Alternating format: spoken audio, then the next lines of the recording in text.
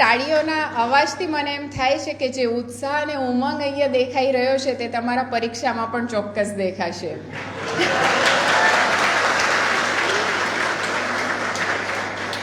ગઈકાલે યુવા દિવસ હતો અને સ્વામી વિવેકાનંદે કહ્યું હતું કે ઉઠો, જાગૃત થાઓ અને ધ્યેય પ્રાપ્તિ સુધી મંડ્યા રહો. અને આવતીકાલે સંક્રાંત છે, એ બે વચ્ચેનો દિવસ, મધ્યમ દિવસ, આજે એક તમારા માટે વિશેષ સેમિનારનું આયોજન લઈને આવ્યો છે. શ્રી સયાજી વૈભવ સાર્વજનિક પુસ્તકાલય અને શ્રી નરેન્દ્ર હીરાલાલ પારેખ જ્ઞાનધામ નવસારી વતી આજના આપણા મુખ્ય વક્તા શ્રી હસમુખભાઈ પટેલનું હું લાઇબ્રેરી વતી સ્વાગત કરું છું.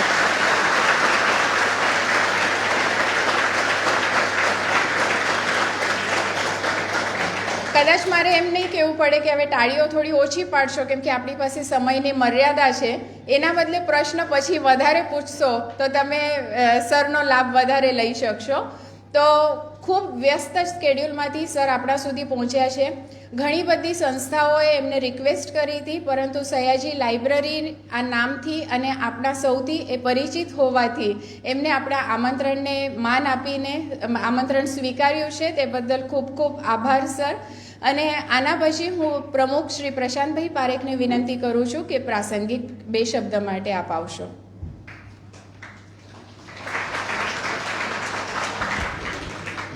આદરણીય હસમુખભાઈ, આપને પ્રણામ. વાલા બાળકો, વિદ્યાર્થીઓ, આપ સૌને પણ ખૂબ ઉમળકાથી આવકાર. કારકિર્દીના માર્ગદર્શન માટે આટલી મોટી સંખ્યામાં ઉપસ્થિતિ જોઈને ખૂબ આનંદ થાય છે કે તમે તમારા ભવિષ્ય માટે ખૂબ ચિંતિત છો. આપણે સર્વ ભારતને ખૂબ વિકસિત જોવા માંગીએ છીએ, પણ વિકસિતતાનો અર્થ શું હોઈ શકે એ તમે એમની પાસેથી સાંભળજો. માત્ર હોદ્દો પ્રાપ્ત કરવો, પૈસા કમાવા એ તો એક જીવનની ગતિવિધિ છે, પરંતુ એક સારા નાગરિક બની આપણે ભારતના વિકાસમાં કેટલો ફાળો આપી શકીએ એ સૌથી મહત્ત્વનું છે. ખૂબ સરસ દિવસ છે, આટલી મોટી સંખ્યામાં ઉપસ્થિતિ છે. હું વધારે સમય નહીં લઈશ, એમનું પણ ભાવભીનું સ્વાગત છે. અને આપ ખૂબ સારી વસ્તુ અને સારા વિચારો અહીંયાથી લઈને જશો અને આપના જીવનમાં ઉપયોગી નીવડશે એવી આશા સાથે વિરમું છું.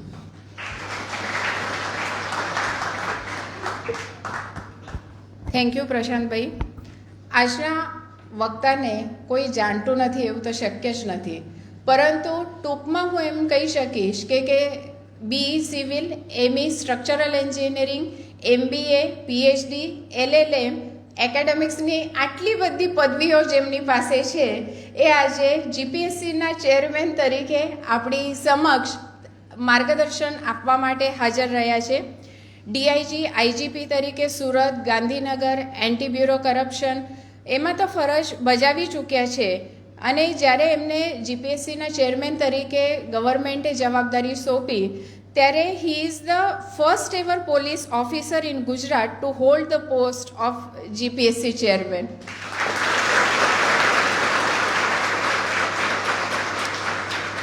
અત્યાર સુધી અલગ અલગ જવાબદારી ભર્યા પોસ્ટનો કાર્યભાર સાંભળ્યા પછી પણ સૌથી વધુ સ્પર્શી જાય છે તે છે એમની વિનમ્રતા, મૃદુ અવાજ અને સૌમ્ય વ્યક્તિત્વ. આપ એમના ટ્વિટરને જો ફોલો કરતા હશો તો તમને ખ્યાલ જ છે કે કાયમ કહેતા રહે છે કે વેબસાઇટ ચેક કરતા રહેશો, સંમતિપત્રક ભરવાના છે એ પણ એ તમને યાદ અપાવે છે. રોજ 1 કે 2 પેપર લેવા છે, શનિ રવિમાં લેવા છે, પરીક્ષા ક્યારે લેવી જોઈએ એ ચર્ચામાં સમય ન બગાડો, એ બધું અમે કરી લઈશું, તમે ફક્ત ભણવા પર ધ્યાન આપજો. અને પરીક્ષાર્થીઓને મદદ કરવા માટે ઘણી બધી સંસ્થાઓ અને સમાજને પણ એ હાકલ કરતા હોય છે. જો ગઈકાલની જ ટ્વીટ તમે વાંચી હશે તો તમને ખબર છે કે પરીક્ષા માટે બીજા શહેરોથી જ્યારે વિદ્યાર્થીઓ ત્યાં પહોંચે છે ત્યારે એમની સગવડ કરવા માટે પણ એ હાકલ કરે છે.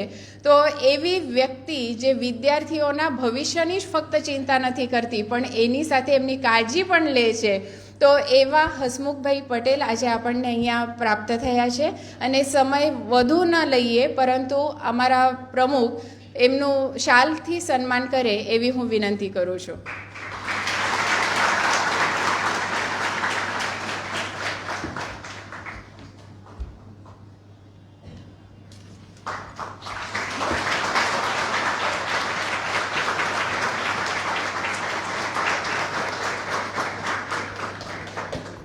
જયપ્રકાશભાઈ અને દીપકભાઈને વિનંતી કે લાઇબ્રેરીની પ્રણાલિકા પ્રમાણે એમનું પુસ્તકથી સ્વાગત કરે.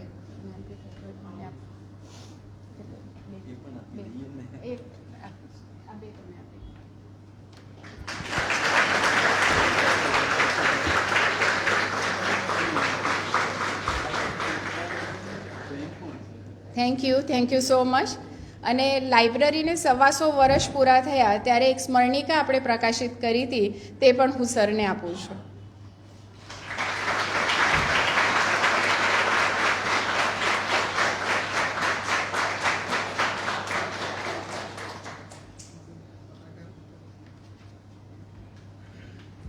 અહીં વિદ્યાર્થીઓ સિવાય જે પણ મોભીઓ ઉપસ્થિત છે, પત્રકાર મિત્રો પણ છે, એ બધાનું પણ હું સ્વાગત કરું છું.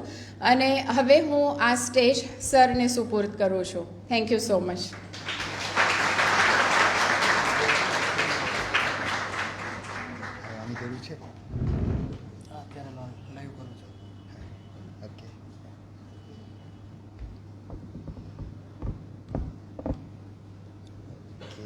કેમેરા છે.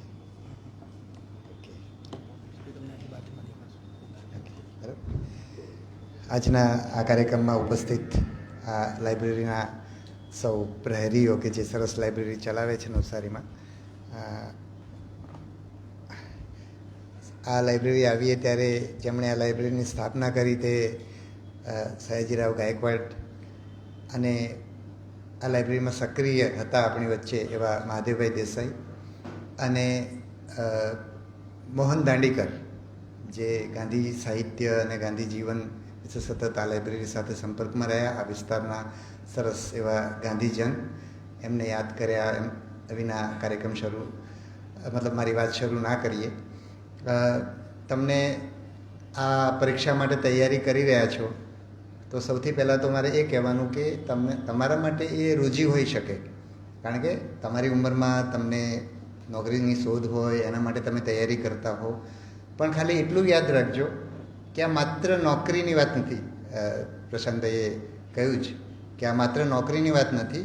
આમાં જો તમે લોકોના જીવનમાં, તમારા જેવા જ લોકો, તમે કદાચ આમથી તમે પસંદગી પામીને એવી જગ્યાઓ કે તમારા જેવા જ બીજા લોકોના જીવનમાં તમે બદલાવ લાવવા માટે, એમને મદદ કરવા માટેનો ભાવ રાખશો તો તમે ઉત્તમ કરી શકશો. અને તમારી રોજગારીની જરૂરિયાત તો પૂરી થાય, પણ એની સાથે સાથે બીજું કેટલું કામ થઈ શકે. આપણે આઝાદી પછી આટલા વર્ષોમાં આપણે જે કરવા માગતા હતા અથવા તો આપણી અપેક્ષા સુધી આપણે પહોંચ્યા નથી, એનું કારણ છે કે આપણે આપણી જે પણ વ્યવસાય કરતા હોઈએ, એ બિઝનેસમેન હોય, ઇન્ડસ્ટ્રી ચલાવતા હોઈએ, સરકારમાં હોઈએ, શિક્ષક હોઈએ, ડૉક્ટર હોઈએ, બધે જ આપણે સામાન્ય માણસનું ધ્યાન રાખીએ એવો જો પ્રયત્ન કર્યો હોત આપણે, અથવા તો જે સ્તરે કરવો જોઈતો તો એવો આપણે કર્યો હોત તો આપણે કદાચ વધારે આગળ હોત. પણ હવે આપણે એ દિશામાં કામ કરીએ એ મારે ખાસ તમને કહેવું હતું. અને આ પરીક્ષા માટે દ્રઢ ઈચ્છાશક્તિ, કારણ કે સ્ટ્રોંગ, આ પરીક્ષાઓ કંઈ સહેલી નથી. સતત આપણે રોજે રોજ નિષ્ફળ થવા, સફળ થવું, નિષ્ફળ થવું એ આખી પ્રક્રિયા છે. એટલે તમે ક્યાંક નિષ્ફળ થાવ તો એમાં નિરાશ થવાની જરૂર નથી, એ સ્વાભાવિક છે. કારણ કે કોઈક 2 વર્ષ, 3 વર્ષ, 5 વર્ષ એવી તૈયારી તમે કરતા હો તો તમને વાંચતા કંટાળો આવે, ઓછું વંચાય, કોઈક દિવસ ના વંચાય, બીજા પ્રશ્નો આવે, ત્યારે નિરાશા થાય. તો એને હેન્ડલ કરવી પડશે, કારણ કે આ લાંબી દોડ છે. એટલા માટે એના ઉપર તમારે ધ્યાન આપવું પડશે. અને હું મુખ્ય પોઈન્ટ કહી દઉં, પછી તમારા પ્રશ્નોથી જ આપણે વસ્તુ જોવાનો પ્રયત્ન કરશું. બીજું એટલું જ મહત્ત્વનું છે આત્મવિશ્વાસ. આત્મવિશ્વાસ વિના આ પરીક્ષા એટલે પાસ થઈ શકાય નહીં. એટલે 50% તૈયારી, 50% આત્મવિશ્વાસ. 100% તૈયારી હોય પરીક્ષા ખંડમાં અથવા પરીક્ષા પહેલાં અથવા પરીક્ષાની તૈયારી દરમિયાન આત્મવિશ્વાસ ખોઈ દઈએ એટલે તૈયારી પણ મોડી પડી જાય, પરીક્ષા ખંડની અંદર આપણું પરફોર્મન્સ નબળું થાય. એટલે આત્મવિશ્વાસ માટે આપણે સતત જાગૃત રહેવું પડે. અને આત્મવિશ્વાસ કંઈ સહેલાઈથી મળતો નથી, કારણ કે આપણને બચપણથી બધા લોકોએ ક્યારેક ને ક્યારેક ટોક્યા છે, આપણી નબળાઈઓ તરફ ધ્યાન દોર્યું છે. એટલે આપણે આપણી સબળાઈઓ વિશે આપણે વાકેફ છીએ જ નહીં. આપણે સતત એવો જ અનુભવ કરીએ છીએ કે હું તો આમ છું, મારામાં આ ખામી છે, આ ખામી છે. એટલે એનાથી સતત બહાર આવવાનો પ્રયત્ન કરતા રહેવું પડે, પોતાની પીઠ થાબડતા રહેવું પડે. જ્યારે નિષ્ફળ થઈએ ત્યારે એને હેન્ડલ કરવા માટે થઈને આપણે જ્યારે સફળ થયા હતા એ યાદ કરતા રહેવાનું, તો આપણે આટલી લાંબી દોડમાં આપણે ટકી શકીએ. એવી જ જરૂરિયાત નિયમિતતાની છે. અને નિયમિતતા મેં કહ્યું એમ સહેલી નથી. આપણે નિષ્ફળ જવાના જ છીએ. આપણે નક્કી કર્યું એમ રોજે રોજ નહીં જ કરી શકીએ.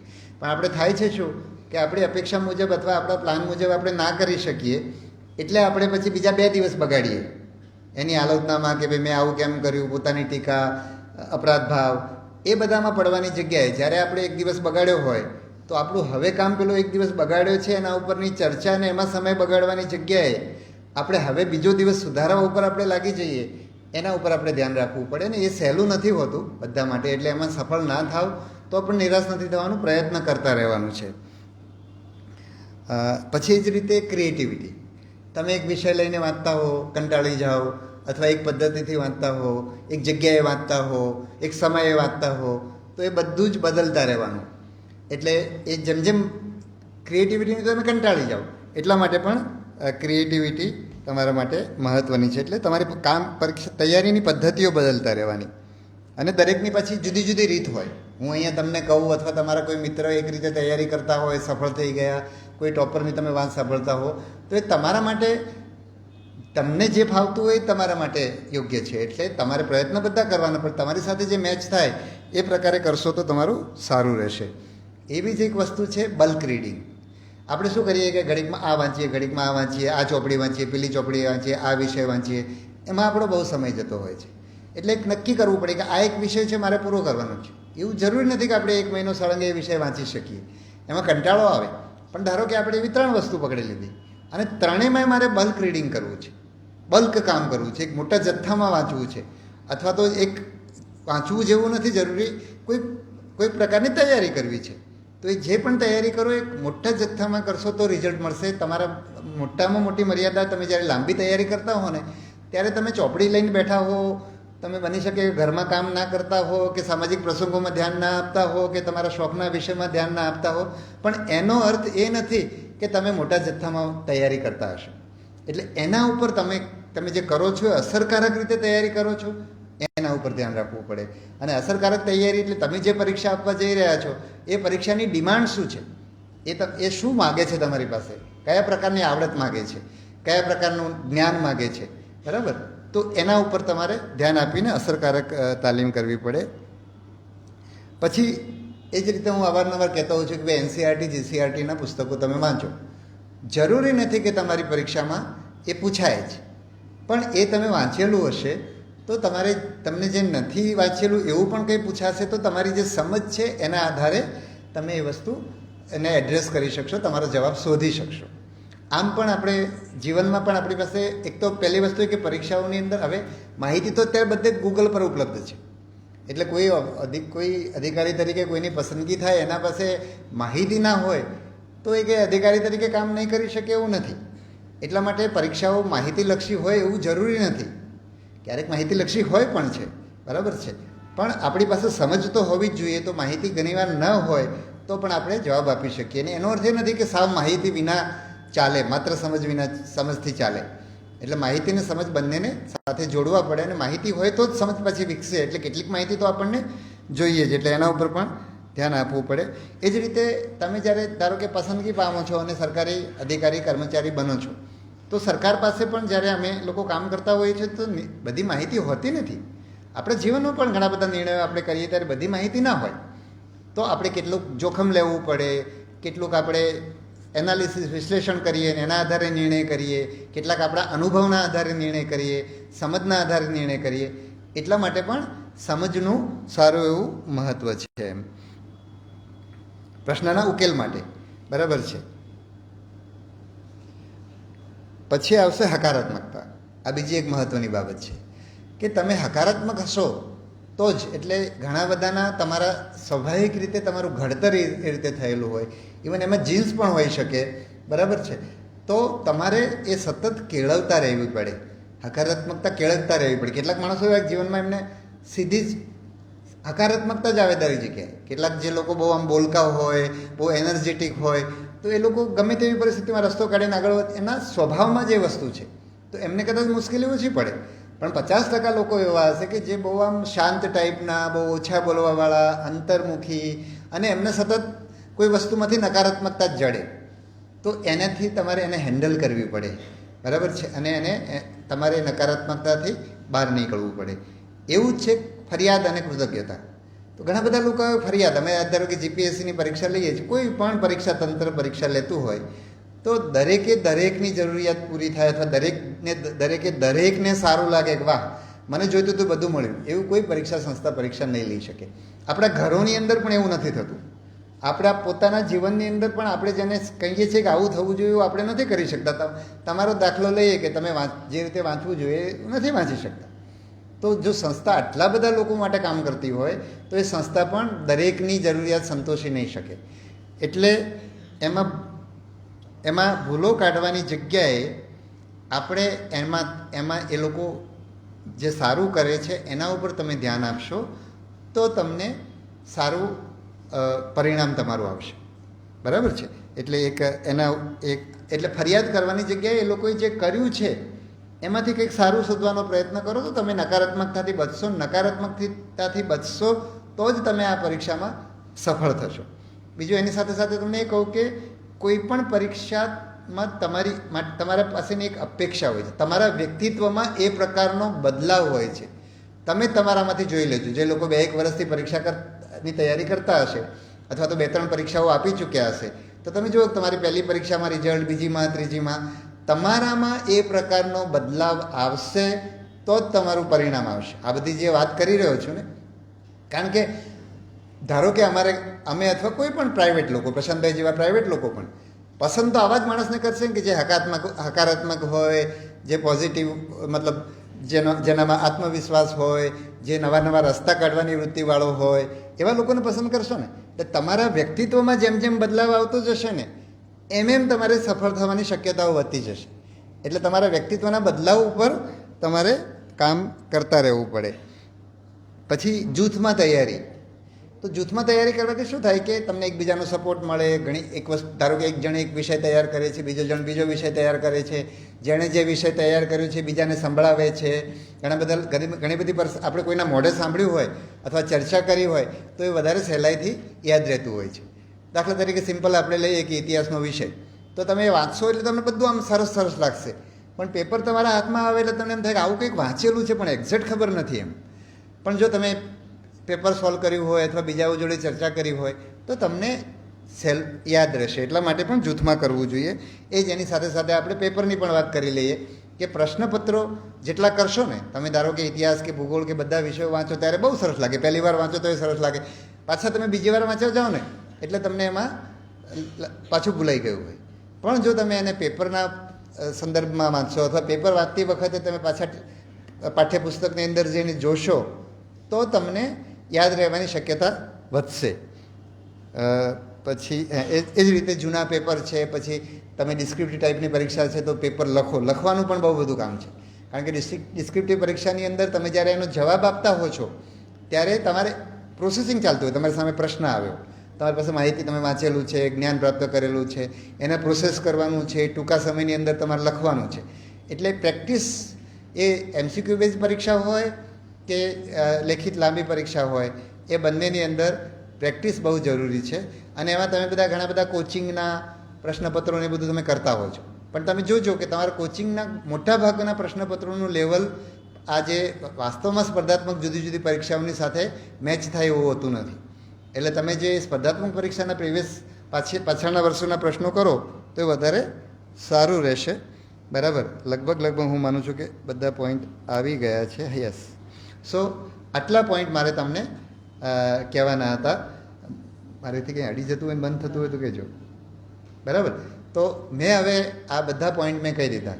હવે તમારા પ્રશ્નો હોય એના સંદર્ભમાં હું જવાબ આપું તો તમને વધારે સારું રહેશે. એટલે જેને પણ પ્રશ્ન હોય એ બોલો ઊભા થઈને. તો હું કદાચ તમારો પ્રશ્ન માઇકથી નહીં સંભળાય તો હું રિપીટ કરી દઈશ એટલે બધાને સંભળાઈ જશે.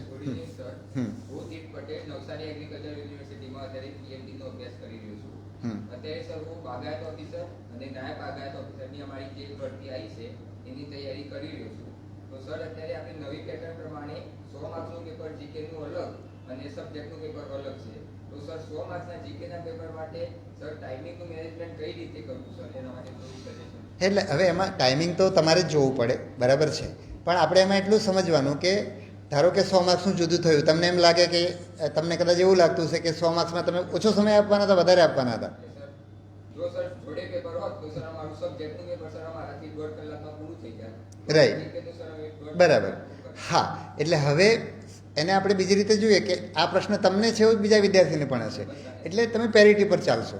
એટલે તમને એમ થાય કે ના, મારે હું આમાં 1.5 કલાક આપવાનો હતો, એની જગ્યાએ હવે 1 કલાક આપીશ, એટલે મારા જીકેમાં માર્ક્સ નબળા થશે એવું તમને લાગે, પણ એવું બધાની સાથે થાય. બરાબર, એટલે એક તો આ રીતે એને જોવાનું છે. બરાબર, અને બાગાયતનું તમારું જે તમારું 1.5 કલાકમાં પતતું તો એ જરૂર નથી કે હવે પછીનું પેપર 1.5 કલાકમાં પતે, એવું પણ બને. બરાબર, એટલે એને એ રીતે જોવું જોઈએ. યસ, બોલો બેન. હા, નામ આપવાની જરૂર નથી, આપણે સીધા પ્રશ્ન પર જ આવીએ. હા, ગુડ ઇવનિંગ. હું એકચ્યુઅલી સ્ટીપાથી બિલોંગ કરું છું. સ્ટીપા અમદાવાદથી આવી છું, સ્પેશિયલી અહીંયા માટે તમારા લેક્ચર માટે. એકચ્યુઅલી મેં જીપીએસસી યુપીએસસી બે અટેમ્પ આપી છે. યુપીએસસીમાં 20 માર્ક્સ માટે રહી ગઈ છું અને જીપીએસસી માટે 2 માર્ક્સ માટે રહી ગઈ છું. મેં બધી મોક ટેસ્ટ બી ટ્રાય કરી છે, સબ્જેક્ટ વાઇઝ બી પેપર ટ્રાય કર્યા છે, પ્રીવિયસ યર ક્વેશ્ચન્સ બી ટ્રાય કર્યા છે, બટ સર મારું એવરેજ પર જ અટકી જાય છે. એવરી ટાઈમ હું એવરેજ પર જ અટકી જાઉં છું. તો એવું તો શું નવું કરી શકું કે તેનાથી મારા માર્ક્સ વધી શકે? એટલે એમાં તમારે તમારું પોતાનું એનાલિસિસ કરવું પડે. હું મારો દાખલો આપું. એક તો ક્યારેક આપણે કેવી ભૂલ કરતા હોય, અત્યારે છોકરાઓ એટલી મારા જેવી એ વખત હું જેવી ભૂલો કરતો હતો એવી તમે અત્યારે નહીં કરતા હો, પણ હું અમારે ધારો કે યુપીએસસીમાં 2 ઓપ્શનલ પેપર હતા અને 2 ઓપ્શનલ વિષયો હતા અને એમાંથી 2 પેપર, એટલે કુલ 4 પેપર હતા. તો મારું ગુજરાતી સાહિત્ય હતું અને બીજું ઇતિહાસ હતું. તો ઇતિહાસમાં અમારું પેપર 2 આવતું.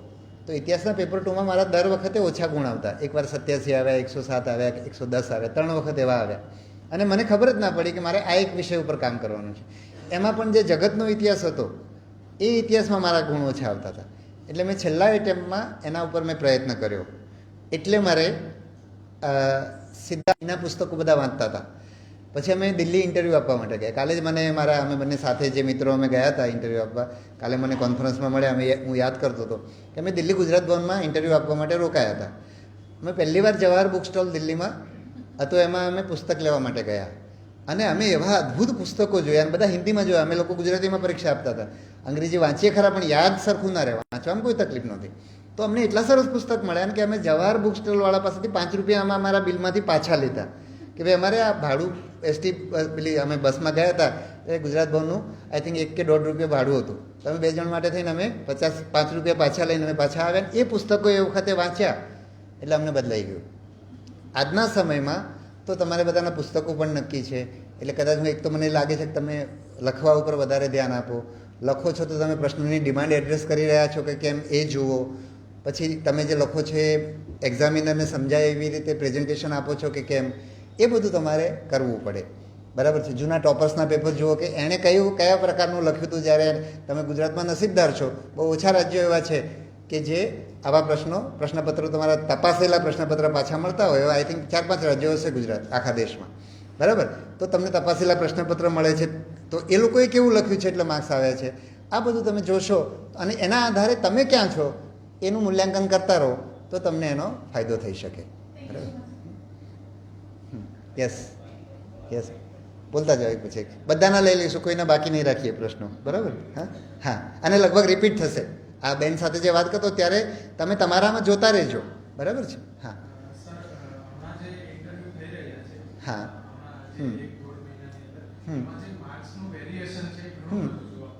બરાબર બરાબર છે. હવે ઇન્ટરવ્યૂનું કેવી રીતે શું કરવું જોઈએ ના કરવું જોઈએ અમે તો તમને ખબર પડે, અમે તમને ઇવેલ્યુએટ કરીએ છીએ માર્ક્સ આવે ત્યારે. હવે ઇન્ટરવ્યૂ કેવી રીતે કરવું જોઈએ એવું તો મારે તમને જાહેરમાં તો કહેવાનું ના હોય એક વસ્તુ. બીજું અમને પણ દરેક વ્યક્તિને અમે પોતાની રીતે જોતા હોય, મૂલ્યાંકન કરતા હોય, જુદી જુદી વસ્તુઓ પૂછાતી હોય. બરાબર છે. ત્રીજું એ કે આ બધા પ્રશ્નોની અમે ચર્ચા જાહેરમાં કરીએ તો બીજા દિવસે કોચિંગ ક્લાસો ચાલવા માંડે, તમારા જ પૈસા લે એ લોકો. બરાબર, રાઈટ. એટલે ઇન્ટરવ્યૂમાં શું કરવું જોઈએ ના કરવું જોઈએ, અમે ઇન્ટરવ્યૂમાં માણસને ઓળખવાનો પ્રયત્ન કરીએ છીએ. બરાબર, એટલું કહીએ. અને ઇન્ટરવ્યૂ પર્સનાલિટી ટેસ્ટ છે. બરાબર, જેમ તમારે રિટર્નમાં જેમ વેરિએશન આવે છે એમ જ ઇન્ટરવ્યૂમાં પણ વેરિએશન આવવાનું. રિટર્નમાં -થી માંડીને 70-80 સુધીના માર્ક્સ આવતા હશે લોકોને, એ જ રીતે ઇન્ટરવ્યૂમાં પણ વેરિએશન આવી શકે. બરાબર. હેલો હમ. સાહેબ, મેં શિક્ષક તરીકે નર્મદા જિલ્લામાં નોકરી કરું છું. હમ. હમણાં શિક્ષક તરીકે ક્લાસ 3માં છું. ભવિષ્યમાં જીપીએસસી ની એક્ઝામ પાસ કરી છે, તો હાલમાં નોકરી સાથે આગળ કેવી રીતના ફોકસ કરું તે બાબત 6, 7, 8 મહિના પછી તૈયારી ચાલુ કરશો એટલે વર્ષ પછી તમારો પહેલો એટેમ્પ્ટ એવો જ જશે. એટલે સૌથી પહેલાં તમારે જ્યાં એટેમ્પ્ટની મર્યાદા નથી ત્યાં એટેમ્પ્ટ આપવાથી શરૂ કરો. આપવા માંડશો એટલે તમને ખબર પડશે, પરીક્ષા સમજાશે, અને પછી તમે એમાં એકવાર ઝંપલાવશો તો પછી એમાં તમને મજા પડશે અથવા એની મુશ્કેલીઓની ખબર પડવા માંડશે.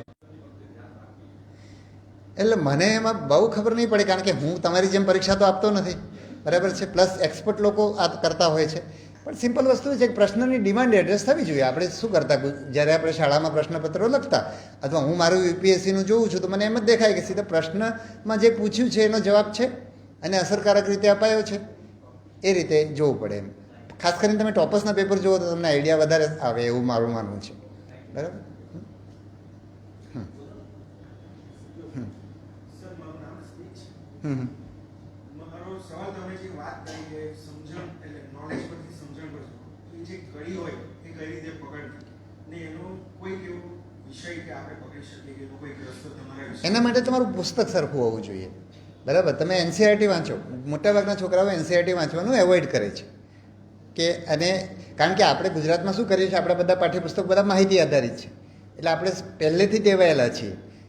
ઇવન ગુજરાતમાં જે એનસીઆરટીના પુસ્તકો શરૂ થયા તો એમાં મારી પોતાની બહુ ભૂમિકા હતી. મેં બહુ વર્ષો સુધી એનસીઆરટીના પુસ્તકો દાખલ કરવા માટે બહુ પ્રયત્ન કર્યા અને છેલ્લે એમાં બહુ મારું મોટું બહુ યોગદાન છે. એવી રીતે અમે શરૂ કર્યા. પણ એ પછી એ પુસ્તકો પાછા આપણે ભણાવીએ છીએ ગુજરાતી પદ્ધતિથી જ. કઈ રીતે? તો એમાંથી પણ આપણે માહિતી જ પૂછીએ છીએ. એવું આપણી શાળામાં થઈ રહ્યું છે.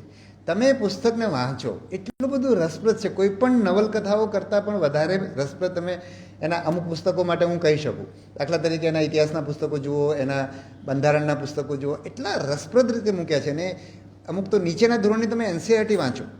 6ઠ્ઠા ધોરણની મારી દીકરી જ્યારે કેન્દ્રીય વિદ્યાલયમાં ભણતી તો 6ઠ્ઠા ધોરણની એનસીઆરટીના પુસ્તકમાં એણે પોલીસનું જે વર્ણન કર્યું છે ને, બરાબર, સારા ખોટા બધા પાસાનું.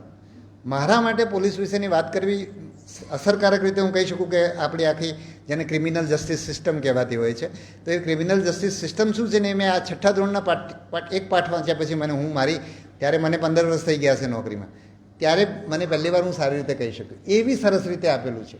એ તમે વાંચો તો તમને સમજાશે. એક બીજો સવાલ, બધાને સમજણ એવી છે કે જીપીએસસીમાં પેપર ચેક થાય મુખ્ય પરીક્ષા, એમાં એક ભાષાની શુદ્ધતા હોવી જોઈએ. એ વિશે તમે કંઈ કહી શકો કે? કારણ કે હું એમાં ઓથોરિટી નથી, કારણ કે એ તો એક્સપર્ટનો વિષય છે, બરાબર. પણ હું એવું કહું કે ભાષાનું મુખ્ય મારે જો તપાસવું હોય તો હું આ રીતે તપાસું. બાકી તો તમારે ટોપરના પેપર જોઈને નક્કી કરવું પડે કે એમાં ખરેખર ભાષાની શુદ્ધતા ડિમાન્ડેડ છે કે કેમ, એ તમે જોઈને કહી શકો. પણ મારું તો ભાષાની સમજ બહુ સિમ્પલ છે કે ભાષા એ કોમ્યુનિકેશનનું માધ્યમ છે. એટલે તમારા પ્રશ્નને ડિમાન્ડ એડ્રેસ થતી હશે તો તમને માર્ક્સ મળે એવું મારું માનવું છે. પણ મને ઓથોરિટી નહીં ગણતા. જૂના પેપરો છે જ તમારી સામે, એને જોઈને તમે નક્કી કરજો, બરાબર. જીપીએસસી ને યુપીએસસીમાં એક ભાષાનું છે કે આપણે એકમાં ક્વોલિફાઈડ છે, આપણે એકમાં આપણા મેરિટમાં કરીએ છીએ, તો એમાં અભિગમમાં આપણો ચેન્જ કઈ રીતે લાવવાનો બંનેમાં? એટલે પહેલાંમાં તો ક્વોલિફાઈંગ છે, એટલે એમાં તો તમારું ટાર્ગેટ 5 હોય, પાસ થવાનું જ હોય. અમે ભણતા ત્યારે પણ ક્વોલિફાઈંગ હતું, એટલે અમે તો એ વાંચતા જ નહીં, બરાબર. તો એ ક્લિયર થઈ ગયું કે ક્વોલિફાઈંગ છે, એટલે તમે ખાલી એમાં પાસ થવા માટે તૈયારી રાખશો. એવું યુપીએસસીમાં પણ થાય છે કે લોકો ગુજરાતી અને અંગ્રેજીના પેપરમાં પાસ ના થાય એવું યુપીએસસીમાં થાય છે, બરાબર. હવે અહીંયા તમારે એને મેરિટમાં ગણાય છે, એટલે એમાં તમારે સ્કોર કરવા માટે જૂના ટોપરના પેપરને એ બધું જોઈ અને એમાં તમારે સ્કોર કરવાની રીતે કામ કરવું પડે, બરાબર. યસ, હા, યસ. મારો સવાલ એ હતો કે જીએસના પેપરમાં એમસીક્યુ બેઝ તો તૈયારી કરીને જૂના ક્વેશ્ચન પેપર સાથે થઈ જાય છે, પણ જ્યારે ગુજરાતી અને ઇંગ્લિશનું લેખનનું પરીક્ષાનું પેપર આવે છે, હા, તેની અંદર ભાષાની મૌલિકતા કેળવવા માટે, કારણ કે અત્યારે ડે બાય ડે ઇટર પ્રવૃત્તિનું વાંચન બહુ ઓછું થાય છે, તો કરંટ ન્યૂઝપેપર સાથે આપણે મૌલિકતા કેવી રીતે કેળવી શકીએ એ બાબતે થોડું ગાઈડ કરી શકો છો, કેમ કે આપની પણ મોટી આપ લખો છો, એમાં ઘણું બધું થાય છે. અને બીજો એક સાથે એક સવાલ એ હતો કે આપણે ત્યાં એવું ચાલે છે કે ગુજરાતીના પેપરની અંદર આપણા માર્ક બહુ કપાય છે ગુજરાતી લેંગ્વેજની અંદર, તો એના માટે શું કરી શકાય? અને બીજું એક એ હતું કે ઇન્ટરવ્યુ માટે એક પૂછતા જો ને બધું ભૂલી જઈશું. એટલે જો પહેલું તમે ગુજરાતીની મૌલિકતાની વાત કરી, તો મૌલિકતા તો તમારે પ્રેક્ટિસથી આવે એક તો વસ્તુ. બીજું તમે ટિપિકલ પરીક્ષાલક્ષી બહુ આમ પરીક્ષામાં બંધાઈ જાઓ ને એટલે તમે બહુ આમ સ્ટ્રેસમાં કામ કરો કે ભાઈ હું આમ લખીશ એટલે આમ થઈ જશે અને આમ લખીશ તો મને આમ માર્ક્સ નહીં મળે ને એવું બહુ વિચારશો ને તો કદાચ મને લાગે છે કે બહુ ઉપયોગી નહીં થાય તમને, એવું મારું માનવું છે. બરાબર છે, પણ તમારે પેપર જોઈને નક્કી કરવું પડે. બીજું હું મારો પોતાનો તમને અનુભવ કહું. મને ગુજરાતીમાં પહેલેથી સારા ગુણ નહોતા આવતા અને મારે તો 1 થી 7 ધોરણમાં અમારે ગુજરાતીના 2 પેપર આવતા. એક તમારું પાઠ્યપુસ્તકને આધારિત ને એક નિબંધવાળું, એટલે નિબંધ વિચાર વિસ્તારનું આખું એક અલગ પેપર આવતું અમારા બનાસકાંઠામાં. તો પણ મારું ગુજરાતી ક્યારેય સારું નહોતું, કારણ કે ત્યાં ગુજરાતી સારી રીતે ભણાવવામાં પણ નહોતું આવતું. સાચી વાત કરું તો હું પછી 8મા ધોરણથી વિસનગર ગયો ને તો મેં જોયું કે ત્યાં લોકોનું ગુજરાતી બહુ સારું હતું. એટલે મારું પહેલેથી પાયાથી જ ગુજરાતી સારું નહોતું. 10માં મારા 51 માર્ક્સ હતા અને 12માં કદાચ 56 કે 57 હતા. એમાં મેં જીપીએસસી ક્લાસ 1ની પરીક્ષા આપી અને મેં જરા પણ તૈયારી કર્યા વિના જ આપી હતી, કારણ કે મારે હું યુપીએસસી જ આપતો એટલે વગર તૈયારી મેં પરીક્ષા આપી હતી. મેં એકાદ દિવસ વાંચ્યું હતું. એ વખત અમારે લિબર્ટીનું એક પુસ્તક આવતું, એક નાનકડું વાંચીને ગયો હતો. એમાં એક નિબંધ પૂછાયેલો, આઈ થિંક ચોમાસાની સાંજ કે એવું કંઈક નિબંધ હતો. બરાબર, તો એની હું ત્યારે ગુણવંત શાહની કોલમ વાંચતો એટલે એ જે રીતે લખે ને એવું મને થયું કે લાવ હું એ પ્રયત્ન કરું. એટલે એ વખતે મેં એ નિબંધ કમસે કમ 20 માર્ક્સનો નિબંધ હશે એટલે રીતે લખવાનું કરેલું અને મને 61 માર્ક્સ આવ્યા, જે મારી કારકિર્દીમાં ગુજરાતી ભાષાના સૌથી વધારે ગુણ છે. બરાબર, ઓકે, ચાલો બીજા પ્રશ્નો. હા સર, હું ફોરેસ્ટ્રી ગ્રેજ્યુએટ છું sir, forestry BSc honours forestry. Sir, એ ગુજરાતની એકમાત્ર કોલેજ છે જે નવસારીની અંદર આવેલી છે. બિલકુલ. તો આપણે ગુજરાતની અંદર આરએફઓએસએફ ની ભરતી થતી હોય છે. રાઈટ. હા, તો સર એના માટે સર ફોરેસ્ટ્રી સ્ટુડન્ટને પ્રેફરન્સ અથવા જે મળવું જોઈએ છે તે મળતું નથી એની અંદર એક્ઝામની અંદર. જેવી રીતના તમે સર હમણાં વાત કરી કે હોર્ટિકલ્ચર ઓફિસરની ભરતી આવેલી છે, તેમાં ફક્ત ને ફક્ત હોર્ટિકલ્ચર ઓફિસર એટલે હોર્ટિકલ્ચર કરેલું છે, ગ્રેજ્યુએટ છે, એમને જ લેવામાં આવશે. પરંતુ જ્યારે ફોરેસ્ટ્રીનું આવે સર તો એની અંદર ફોરેસ્ટ્રીના સ્ટુડન્ટોને ક્યાંય એલિજિબલ જ નથી કરવામાં આવતું. અને એ લોકો સર કેટલા વર્ષ 1988 થી કોલેજ ચાલુ છે સર. ઓકે. અને અત્યાર સુધી સર કોઈ જેવું નથી કે આરએફઓ એસીએફ ઇવન ફોરેસ્ટરની અંદર બી એ લોકોને સમજી ગયો, તમારો પ્રશ્ન સમજી ગયો. આપણે લાંબુ કરીએ એના કરતાં. એટલે હવે જો આ જે નિયમો બનાવવાની આખી પ્રક્રિયા છે એ જે તે વિભાગ કરતો હોય છે. જીપીએસસી પાસે ફાઇનલી એડવાઇસ માટે આવતું હોય છે પણ નક્કી વિભાગ કરતો હોય છે, એટલે તમારે ત્યાં રજૂઆત કરવી પડે. સર અમે સર 1988 થી સર આ તમે દિનેશ દાસા સરને ઓળખો છો, અમારા સિનિયર છે સર. રાઈટ. હા, એમણે બી ઘણી બધી અરજીઓ કરી છતાં પણ સર બીજા રાજ્યની અંદર સર એવું છે કંઈ નહીં, મારા ધ્યાન પર આ ઇન્ફોર્મેશન આવી. હવે હું અત્યારે મને પણ બહુ ખબર નથી કે સરકારમાં કઈ રીતે નિયમો બને છે, પણ ચલો મારા ધ્યાન પર ઇન્ફોર્મેશન આવે, હું ધ્યાન પર રાખું છું મારાથી કે બીજા રાજ્યની અંદર ફક્ત સમજાઈ ગયો, પણ એને એક રિપીટ કર્યાનો કોઈ અર્થ નથી. હા, બરાબર, સમજાઈ ગયો તમારો પ્રશ્ન. હા, ઓકે, ચાલો. હા, મારે એક ક્વેશ્ચન હતો કે જેમ યુપીએસસીમાં એવું આવે છે કે તમારી એજ ઓગસ્ટ સુધીમાં કન્સિડર કરવામાં આવે છે, એટલે તમારે 21 યર્સની એજ હોવી જોઈએ. ટિલ ઓગસ્ટ એ લોકો ટાઈમ આપે છે ફોર્મ અપ્લાય થઈ જાય તો પણ. તો એવી રીતે જીપીએસસીમાં પણ એ ચેન્જ લાવી શકાય? એટલે જીપીએસસીમાં જે આ જે ભરતીના નિયમો છે અને એમાં એક સર્ક્યુલર છે જે બહુ જૂનો છે, 1960-70ની આજુબાજુનો છે. અને એમાં એક એવું નક્કી એવું છે કે ભરતીની અરજી કરવાની છેલ્લી તારીખ હોય એ દિવસે તમારી પાસે એજ્યુકેશનલ ક્વોલિફિકેશન એ બધું હોવું જોઈએ. આવું મોટાભાગની ભરતીઓમાં છે. ક્યાંક નિયમોમાં એવું હોય કે જે લોકો ગ્રેજ્યુએટ ક્યાંક નિયમોમાં એવું પણ છે, ધારો કે તમારા ક્લાસ 1-2માં છે, હું જ્યાં સુધી મને ખ્યાલ છે ત્યાં સુધી, કે જ્યાં તમે જે ગ્રેજ્યુએટની પરીક્ષામાં બેઠેલા હોય એ પણ પરીક્ષા આપી શકે. એટલે આ બધું નિયમોની અંદર હોય છે. છતાં તમે જે માહિતી આપો છો હું એને મારા ધ્યાન પર રાખું છું. મારે પણ બહુ લાંબો સમય થયો નથી મને બધી ખબર હોય. બરાબર. એટલે સર એજ માટેની વાત કરું છું કે એજ્યુકેશનલ ક્વોલિફિકેશન તો થઈ ગઈ હોય પણ એજ આવતી હોય કે એજમાં તો એકદમ ક્લિયર છે કે ભરતી કરવાની અરજીની છેલ્લી તારીખે એ નિયમો બહુ સ્પષ્ટ છે. છેલ્લી તારીખે અરજીની છેલ્લી તારીખે તમારી એજમાં તમે એજ માટે લાયક થવા જોઈએ, વધારે અથવા ઓછી. હા, એટલે યુપીએસસીમાં ટાઈમ આપે છે તો ઓગસ્ટ સુધીમાં તમારું થઈ જાય તો તમારું કન્સિડર કરી લેશે ફોર્મમાં. તો એ રીતે ચેન્જ લાવી શકે? આઈ થિંક નહીં આવે, કારણ કે બધી જ ભરતીઓ માટે આ વધારે યોગ્ય છે. બરાબર, કારણ કે જુદા જુદા સમયે જુદા જુદા લોકોને જુદું થાય. કોઈકને થતું હોય કોઈક એજમાં બહાર નીકળી જાય, કોઈ અંડર એજ પણ હોય, એવું પણ બને. બરાબર. યસ. હા, હા, હવે એ તો તમે તમારા બધા મિત્રો ઇન્ટરવ્યૂ આપીને આવે પછી જુઓ કે એ લોકોને હા મારું જે કહેવું હોય તો તમને એટલું કહું કે તમે જે વિષય ભણ્યા હોય એની તમને સમજ હોવી જોઈએ, બરાબર છે. બાકી તમારું વ્યક્તિત્વ એવું હોવું જોઈએ, જે મેં તમને કીધું કે આ બધા જે મુદ્દાઓ કીધા એ બધા મુદ્દાઓ વ્યક્તિત્વમાં હોવા જોઈએ, બરાબર.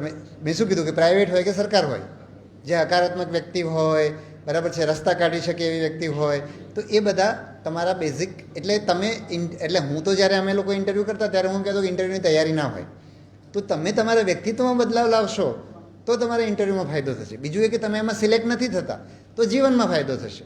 એટલા માટે તમે તમારા વ્યક્તિત્વમાં બદલાવ લાવવો પડે, બરાબર. ઓકે, યસ, હા, એમને પહેલાં લઈ લઈએ. હેલો સર, હા, મારો એવો ક્વેશ્ચન છે કે હું અત્યારે હું ફર્સ્ટ યરમાં કોલેજમાં છું. મારી પ્રિપેરેશન જીપીએસસી શરૂ થઈ ગઈ છે, પણ અત્યારે 4 વર્ષ કોલેજના થઈ ગયા છે, તો ગ્રેજ્યુએશન 4 વર્ષ પછી તો જીપીએસસી 4 વર્ષ પછી અપાય કે 3 વર્ષ પછી અપાય? એટલે ના, તમારું ગ્રેજ્યુએશન એ લોકો માગતા હોય તો ગ્રેજ્યુએશન થયા પછી જ તમે આપીશ. બીએસસીમાં તો પણ ગ્રેજ્યુએશન કમ્પ્લીટ જ જોઈએ, પણ અત્યારમાં તો 4 વર્ષ થઈ ગયા છે. બધામાં 4 વર્ષ નહીં હોય ને, કે બધામાં 4 વર્ષના ગ્રેજ્યુએશન ને, નવી શિક્ષણ પદ્ધતિ આવી ગઈ તો કોલેજના 4 યર થઈ ગયા છે અને 1 વર્ષ માસ્ટર. એટલે પણ 1 વર્ષ ઓછું થયું છે ને કે નહીં, મને ખબર નથી તમારે કોલેજમાં શું આવ્યું હોય. અત્યારે બધા તમે 3 વર્ષના અત્યારે જે લોકો આ તો તમે બધા ભણી ગયેલા હશો એટલે એ લોકો એમને ખબર નહીં હોય, પણ ટૂંકમાં જે લાગુ પડશે બધાને. જુઓ, ગ્રેજ્યુએશન આપણે માગતા હોઈએ તો 3 વર્ષનું ગ્રેજ્યુએશન હોય તો 3 વર્ષ પૂરા થયા, ટૂંકમાં તમારી પાસે ગ્રેજ્યુએશનનું પ્રમાણપત્ર હોવું જોઈએ, માર્કશીટ હોવી જોઈએ મિનિમમ, બરાબર. એટલે 4 વર્ષનું ગ્રેજ્યુએશન હોય તો 4 વર્ષ હોવા જોઈએ. દાખલા તરીકે હું તમને સમજાવું કે જીપીએસસી ક્લાસ 1-2ની પરીક્ષા આપણે લઈએ છીએ, અત્યારે ગ્રેજ્યુએશન માગીએ છીએ, તો બીએ વાળો છે એ 3 વર્ષવાળો હશે, એમબીબીએસ વાળો 4 વર્ષવાળો હશે. એટલે એ તો ગ્રેજ્યુએશન જેટલા વર્ષો લાગશે એટલે તમારે આપવા પડશે એમાં, બરાબર. યસ, હા, આમ તો લગભગ બધા બોલે છે, સંભળાય છે, એટલે માઇક નહીં હોય તો પણ. હા, good evening sir. Good evening. Sir, જેમ કે પ્રાથમિક પરીક્ષામાં સૌથી મોટી જે કોમ્પિટિશન હોય તે ટાઈમ મેનેજમેન્ટની હોય છે. તો સર, મારી એક રિક્વેસ્ટ એવી હતી કે જે યુપીએસસી પ્રિલિમ્સની પેટર્ન છે કે જેમાં આપણે જો ક્વેશ્ચન અટેમ્પ્ટ નહીં કરવો તો એમાં આપણે ક્વેશ્ચન એમ છોડી શકીએ, એટલે ઈ ટીક કરવું એવું નહીં, તો આપણે જીપીએસસીમાં કરી શકીએ. એમાં આપણે ઈ ઓપ્શન આપેલો છે ને, એટલે સર એટલે એ ઓપ્શન નહીં આપવું જોઈએ તમારે આપણે એલિમિનેટ કરી દઈએ, ચાલે જ ઓપ્શન ના. એનું કારણ છે કે એ ગેરરીતિ અટકાવવા માટે આપણે કરેલો છે ઓપ્શન, કે તમે એને ખુલ્લો રાખો. અત્યારે છેલ્લી નીટનું જે થયું, નીટમાં જે ગડબડ થઈ તો ઓપ્શન લોકોએ ખુલ્લા રાખ્યા અને પછી પરીક્ષા પૂરી થઈ એટલે પછી ભર્યા, એટલે એવું ના થાય એટલા માટે આપણે એ ઓપ્શન રાખેલો છે. રાઈટ, યસ, નમસ્તે. હું અને મારા જેવા અનેક ગરીબ છોકરાઓની સર એક સમસ્યા છે કે તમે અગાઉ પોલીસ ભરતી બોર્ડના અધ્યક્ષ હતા, ત્યારે તમે પોલીસ ભરતી માટે પ્રાથમિક ટાઈમ ટેબલ બહાર પાડી દીધો કે આ મહિનામાં રનિંગ થશે, આ મહિનામાં એક્ઝામ થઈ જશે. તો અમે જોબમાં રજાઓ મૂકીને અત્યારે પ્રિપેરેશન કરીએ છીએ, પણ અત્યારે અગાઉ પરીક્ષાની કોઈ સંભવિત તારીખો નથી આવી. તો તેના માટે હવે અમે શું કરીએ સર, કે તૈયારીઓ ચાલુ રાખીએ આવી રીતે કે પછી ઘરે બેસીને કે પછી જોબ પર જઈએ? એટલે એક તો તમારે જોબ કરતાં તૈયારી કરવી જોઈએ, એવું મારું બધાને સજેશન છે. એના કારણે એક તો તમારું વ્યક્તિત્વ ઘડાય, બીજું તમારી પાસે પ્લાન બી હોય. જ્યારે તમારે આ નોકરીમાં તો આપણે જાણીએ છીએ કે એક જગ્યાની સામે 100 અરજીઓ આવે છે, એટલે તમારી થવાની શક્યતા 1%, તો તમારી પાસે બીજો ઓપ્શન હોય, બરાબર છે. એટલામાં અને તમે રોજે રોજ મતલબ નોકરી નહીં કરીને વાંચશો ને તો એ 8 કલાક, ના તમારો પ્રશ્ન સમજો, એના પર આવું છું. તો 8 કલાક તમે તૈયારી કરશો ને, રોજ તમે વાંચતા હશો ને તો તમારી તૈયારી ઇફેક્ટિવ રીડિંગ એટલું નહીં થાય. એટલે જો તમે જોબ કરતાં કરશો તો ઉલટું સારી તૈયારી કરી શકશો. બીજું, ભરતી બોર્ડની પાસે પરીક્ષા લેવાની તારીખ એ લોકોની, જ્યારે એ લોકો પાસે પણ કામ હોય, એક પર્ટિક્યુલર લેવલે પહોંચે ત્યારે તમને તારીખ આપી શકે. બીજું, પોલીસનું ભરતી બોર્ડ છે એ તો એડહોક ભરતી બોર્ડ છે, બરાબર. જીપીએસસી તો ચલો માત્ર પરીક્ષાઓ લેવાનું કામ કરે છે, એટલે અમે એડવાન્સમાં બધું આપી શકીએ. એટલે તમને તારીખ ના પણ મળે એવું બની શકે, બરાબર છે. અને પરીક્ષા જાહેર થાય પછી તમે રજા લઈ શકો, બરાબર. અમુક છોકરાઓ કેવા છે સર, જે મજૂરી કરે છે, મીન્સ કે હાર્ડ વર્ક કરે છે, એટલે થાક લાગે છે, એ લોકો ઘરે જઈને વાંચી નથી શકતા મોટો, એટલે વધારે ટાઈમ નથી આપી શકતા. તો હવે તે લોકો પણ રજાઓ મૂકી દીધી તમારું પ્રાથમિક ટાઈમ ટેબલ જોઈને. અને હવે સંભવિત તારીખો નથી ને મને નથી લાગતું કે બહુ મોડી પરીક્ષા થશે, બરાબર છે. એ પરીક્ષા બહુ મોડી થાય એવું મને નથી લાગતું. નજીકના સમયમાં જે મેં આપી તેના કરતાં કેટલી, જે મેં 25 નવેમ્બરની આજુબાજુ આપી હતી, હમણે જાન્યુઆરીની કઈ તારીખે ચાલુ કરી, 8મી જાન્યુઆરી, બરાબર. હવે મને પણ 25 નવેમ્બરની જગ્યાએ હું 5 ડિસેમ્બરની આજુબાજુ જ કરી શકું એવું હતું મારું જે પ્લાનિંગ હતું એ પ્રમાણે, બરાબર. તો એમણે 1 મહિનો એમણે ડિલે કર્યો અને ખાસ સંજોગોના કારણે કર્યો. લેખિત પરીક્ષા પણ હું માનું છું કે મેં જે ટાઈમ ટેબલ આપ્યું એનાથી એકાદ મહિનો વિલંબિત થવી જોઈએ એવું મને લાગે છે. હું એમના થકી કંઈ કહી ના શકું, પણ તમારે વચ્ચે આ રીતે ફેરફાર તો કરતા જ રહેવા પડે. અને જ્યારે પરીક્ષા દૂર હોય ત્યારે તમે પરીક્ષા નોકરી કરતાં વાંચો અને પરીક્ષા નજીક આવે ત્યારે રજા લો, એવું કરવું પડે, બરાબર. અને બીજું તમારે એ પણ કરવું પડે કે તમે જ્યારે કોઈ વિષય વાંચશો, ધારો કે પહેલી વાર તમે ઇતિહાસ વાંચવા બેઠા, તો એ ઇતિહાસના તમારે જે કંઈ 2-3 પાઠ્યપુસ્તક આપણે માની લઈએ કે NCERTના છે, વાંચવાના છે, તો તમને 1 મહિનો લાગશે. બીજી વાર વાંચશો ત્યારે તમને એનાથી ઓછો સમય લાગશે. એટલે પુસ્તકો પણ તમે અંડરલાઇન કરીને રાખો, બરાબર છે. અને પછી અંડરલાઇનમાં પહેલી વાર તમે જ્યારે અંડરલાઇન કરો ત્યારે પેન્સિલથી કરવાનું. નહીં તો શું થાય કે તમને પહેલી વાર બહુ સરસ લાગે, પછી તમે બધું ચિતરી નાખો. તો બીજી વાર વાંચો તો તમને આખી ચોપડી અંડરલાઇન થયેલી હોય, તો બીજી ત્રીજી વાર જ્યારે તમને લાગે ને પછી તમે કરો, તો તમે એ જ ઇતિહાસનું પુસ્તક છેલ્લે તમે 4-5 દિવસમાં પૂરું કરશો. અને પરીક્ષા નજીક આવશે ત્યારે તો તમે 1 દિવસમાં પૂરું કરશો. આ રીતે તમારે પ્લાનિંગ કરવું પડે.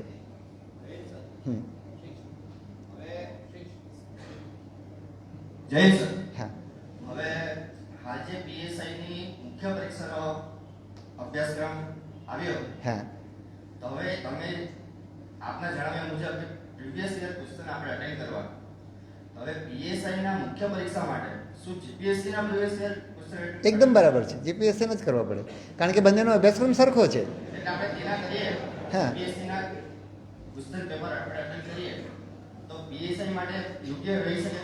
હા, યોગ્ય જ રહે. એનું કારણ છે કે બંને ગુજરાતીના પેપર છે, બરાબર. બંનેમાં નિબંધ છે, વિચાર વિસ્તાર છે, કોમ્પ્રિહેન્શન છે, બધી વસ્તુઓ સરખી છે, બરાબર. એટલે એને ભાષાના પેપર તરીકે તપાસવાનું છે. એટલે પેલા તમારી પાસે આના તો કોઈ પ્રીવિયસ યર પ્રશ્નો છે જ નહીં, તો તમારે એ જ વાંચવું પડે. એટલે એ તમને ગાઈડ કરી શકે, એમ મારું કહેવું છે, બરાબર. નમસ્કાર. નમસ્કાર. આપણે જનરલ પરીક્ષાઓ માટે તો ખ્યાલ છે કે એક કમ્પ્લીટ સિલેબસ છે, એક મોટા હોય છે, પરંતુ ટેકનિકલ પરીક્ષાઓમાં એમાં બી સ્પેશિયલી એવી પરીક્ષાઓ કે જ્યાં મલ્ટિપલ બ્રાન્ચીસ એલિજિબલ છે. લાઈક હમણાં જે વેકેન્સી આવી પરીક્ષા આવવાની છે આપણે ટોલમાપ ખાતાની, કે જેની અંદર ફિઝિક્સ ગ્રેજ્યુએટ હવે એલિજિબલ છે, સાથે સાથે મિકેનિકલ એન્જિનિયર એલિજિબલ છે, સાથે સાથે ઇલેક્ટ્રોનિક્સ ઇલેક્ટ્રિકલ એન્જિનિયર. બરાબર. હવે એવું જોવામાં આવ્યું છે, મતલબ as a student, as a candidate અમે, કે એવી કોઈ નીતિ અત્યાર સુધી ફિક્સ નથી કે જેથી કરીને અલગ અલગ ગ્રેજ્યુએશનના વિદ્યાર્થીઓને એક સરખા પ્રશ્નો, મતલબ કે આટલા જ પ્રશ્નો ફિઝિક્સમાં આવશે, આટલા જ પ્રશ્નો, એવું થાય છે કે જનરલી સમજાઈ ગયું. તમારે કહેવા એવું માગો છો કે ફિઝિક્સ, કેમેસ્ટ્રી, બાયોલોજી હોય અને 60 માર્ક્સ હોય તો બધા ત્રણેયના 20-20 આવે, એવું કંઈ કરવામાં આવ્યું નથી, એવું તમારું કહેવું છે, બરાબર. એવું જોવામાં આવ્યું છે કે નજીક હોય છે, પરંતુ ક્યાંક કેટલીક બ્રાન્ચીસને ડાયરેક્ટ એડવાન્ટેજ પહોંચી જાય. એટલે એમાં તમારે 1-2 વસ્તુ સમજવી પડે. એક તો તમારી એડવાન્ટેજવાળી વાત સાચી, બાકી ઇન જનરલ જે જનરલ નોલેજનું પેપર હોય પર્સનલાઇઝ કરવાનો અમારો પ્રયત્ન ચાલુ જ છે. થોડોક સમય લાગશે, પણ અમે એ કરવાના જ છીએ જેથી કરીને તમારા આ જે બધા પ્રશ્નો છે ને એ એડ્રેસ થઈ જાય. એટલે એ પણ જોવામાં આવ્યું છે કે ઇલેક્ટ્રિકલ એન્જિનિયર છે, તો જેમ કે હમણાં જે પરીક્ષાની પ્રિન્સિપલ ક્લાસ તેની અંદર સિલેબસની અંદર મિકેનિકલ એન્જિનિયર, ઓટોમોબાઈલ એન્જિનિયર એ રીતે એલિજિબલ. હવે મિકેનિકલ એન્જિનિયર ઓટોમોબાઈલ તો ભણ્યો છે, ઇલેક્ટ્રોનિક્સની અંદર સારું જાણે છે, પરંતુ તેની અંદર સરખામણી કરી નહીં શકાય. તમારો મુદ્દો મને સમજાય છે અને સિલેબસને રેશનલાઇઝ કરવાનું પ્રક્રિયા ચાલુ થઈ ગઈ છે. થોડોક સમય લેશે, આપણે ચોક્કસ કરવાના છે. તો હું હજી સ્કૂલમાં છું અને મને 2 સ્ટ્રીમમાં ઇન્ટરેસ્ટ છે, આર્ટ્સ અને સાયન્સ. તો મારો પ્રશ્ન એ છે કે આગળ જઈને હું આ બેમાંથી કઈ સ્ટ્રીમ લઉં કે મને મારી જીપીએસસી કાં તો યુપીએસસી પ્રિપેરેશન્સના કામ આવે. જો યુપીએસસી જીપીએસસીની કરવી હોય તો આર્ટ્સ, બરાબર છે. કારણ કે આર્ટ્સના ઘણા બધા, આપણે જીએસની વાત કરીએ જનરલ સ્ટડીઝની, તો એમાં તમને પોલિટિકલ સાયન્સ એટલે કોન્સ્ટિટ્યુશન આવે, હિસ્ટ્રી આવે, જ્યોગ્રાફી ઓફકોર્સ સાયન્સ અને બંનેમાં આપણે ત્યાં ભણાવવામાં આવે છે. બરાબર. એટલે તમને પ્લસ નિબંધ લખવાનો આવે તો એ રીતે તમને આર્ટ્સની જરૂર પડે, બરાબર. પણ એટ ધ સેમ ટાઈમ તમારે, ભાઈ વાતો ના કરો, તમને આઈ થિંક પૂરું થઈ ગયું છે કે શું? તો એની સાથે સાથે તમારે જનરલ સાયન્સ જે છે, કારણ કે તમને યુપીએસસી કે જીપીએસસી આપશો તો એમાં સાયન્સની જરૂર પડશે, તો તમને એમાં જે પરીક્ષા છે એમાં આર્ટ્સના વિષયો વધારે ઉપયોગી છે, પણ સાયન્સનું જ્ઞાન તો તમને હોવું જરૂરી છે. એટલે એના માટે તમે જે નીચેના ધોરણની એનસીઈઆરટી ચોપડીઓ છે સાયન્સની, એ તમે સમજની સાથે વાંચો તો એ તમારા માટે સારું રહેશે. હા,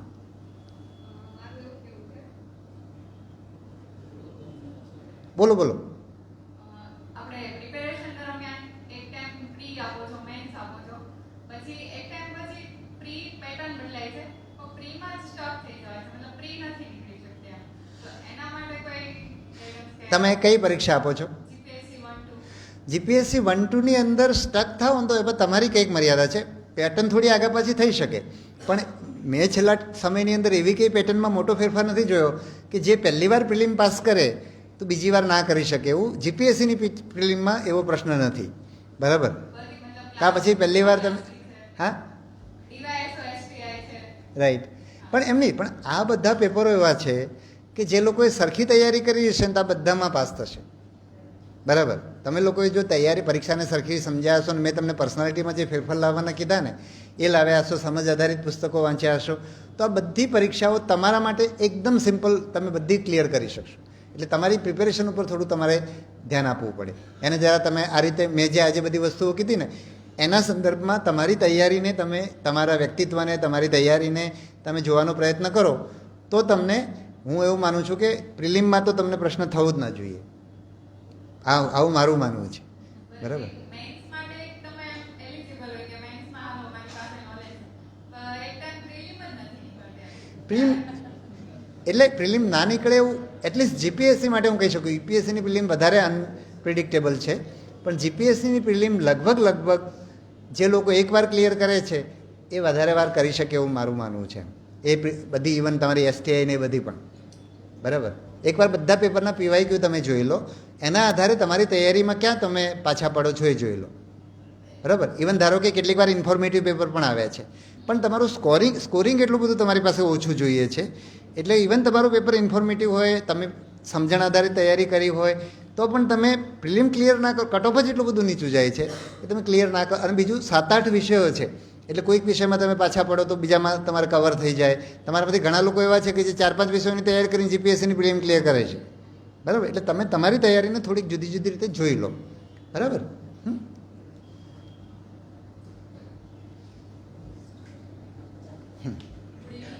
હા, મારો ક્વેશ્ચન એ છે કે હું 3-4 વર્ષથી પ્રિપેરેશન કરું છું ક્લાસથી, પણ થોડાક માર્ક્સ ઓછા કારણે એટલે નથી કઈમાંથી સિલેક્ટ નથી થઈ. તો હવે મારે ક્લાસ 1-2 ની તૈયારી કરવી હોય તો એક ડર છે મને કે 1-2 ની તૈયારી કરીશ, કારણ 3 માં નથી થયું તો એક ડર છે કે 1-2 માં કઈ રીતે કરીશ અને ટાઈમ કેટલો જશે, 1 વર્ષ 2 વર્ષ, કારણ કે મિથ છે કે 3 થી 4 વર્ષ આપણે જોઈએ.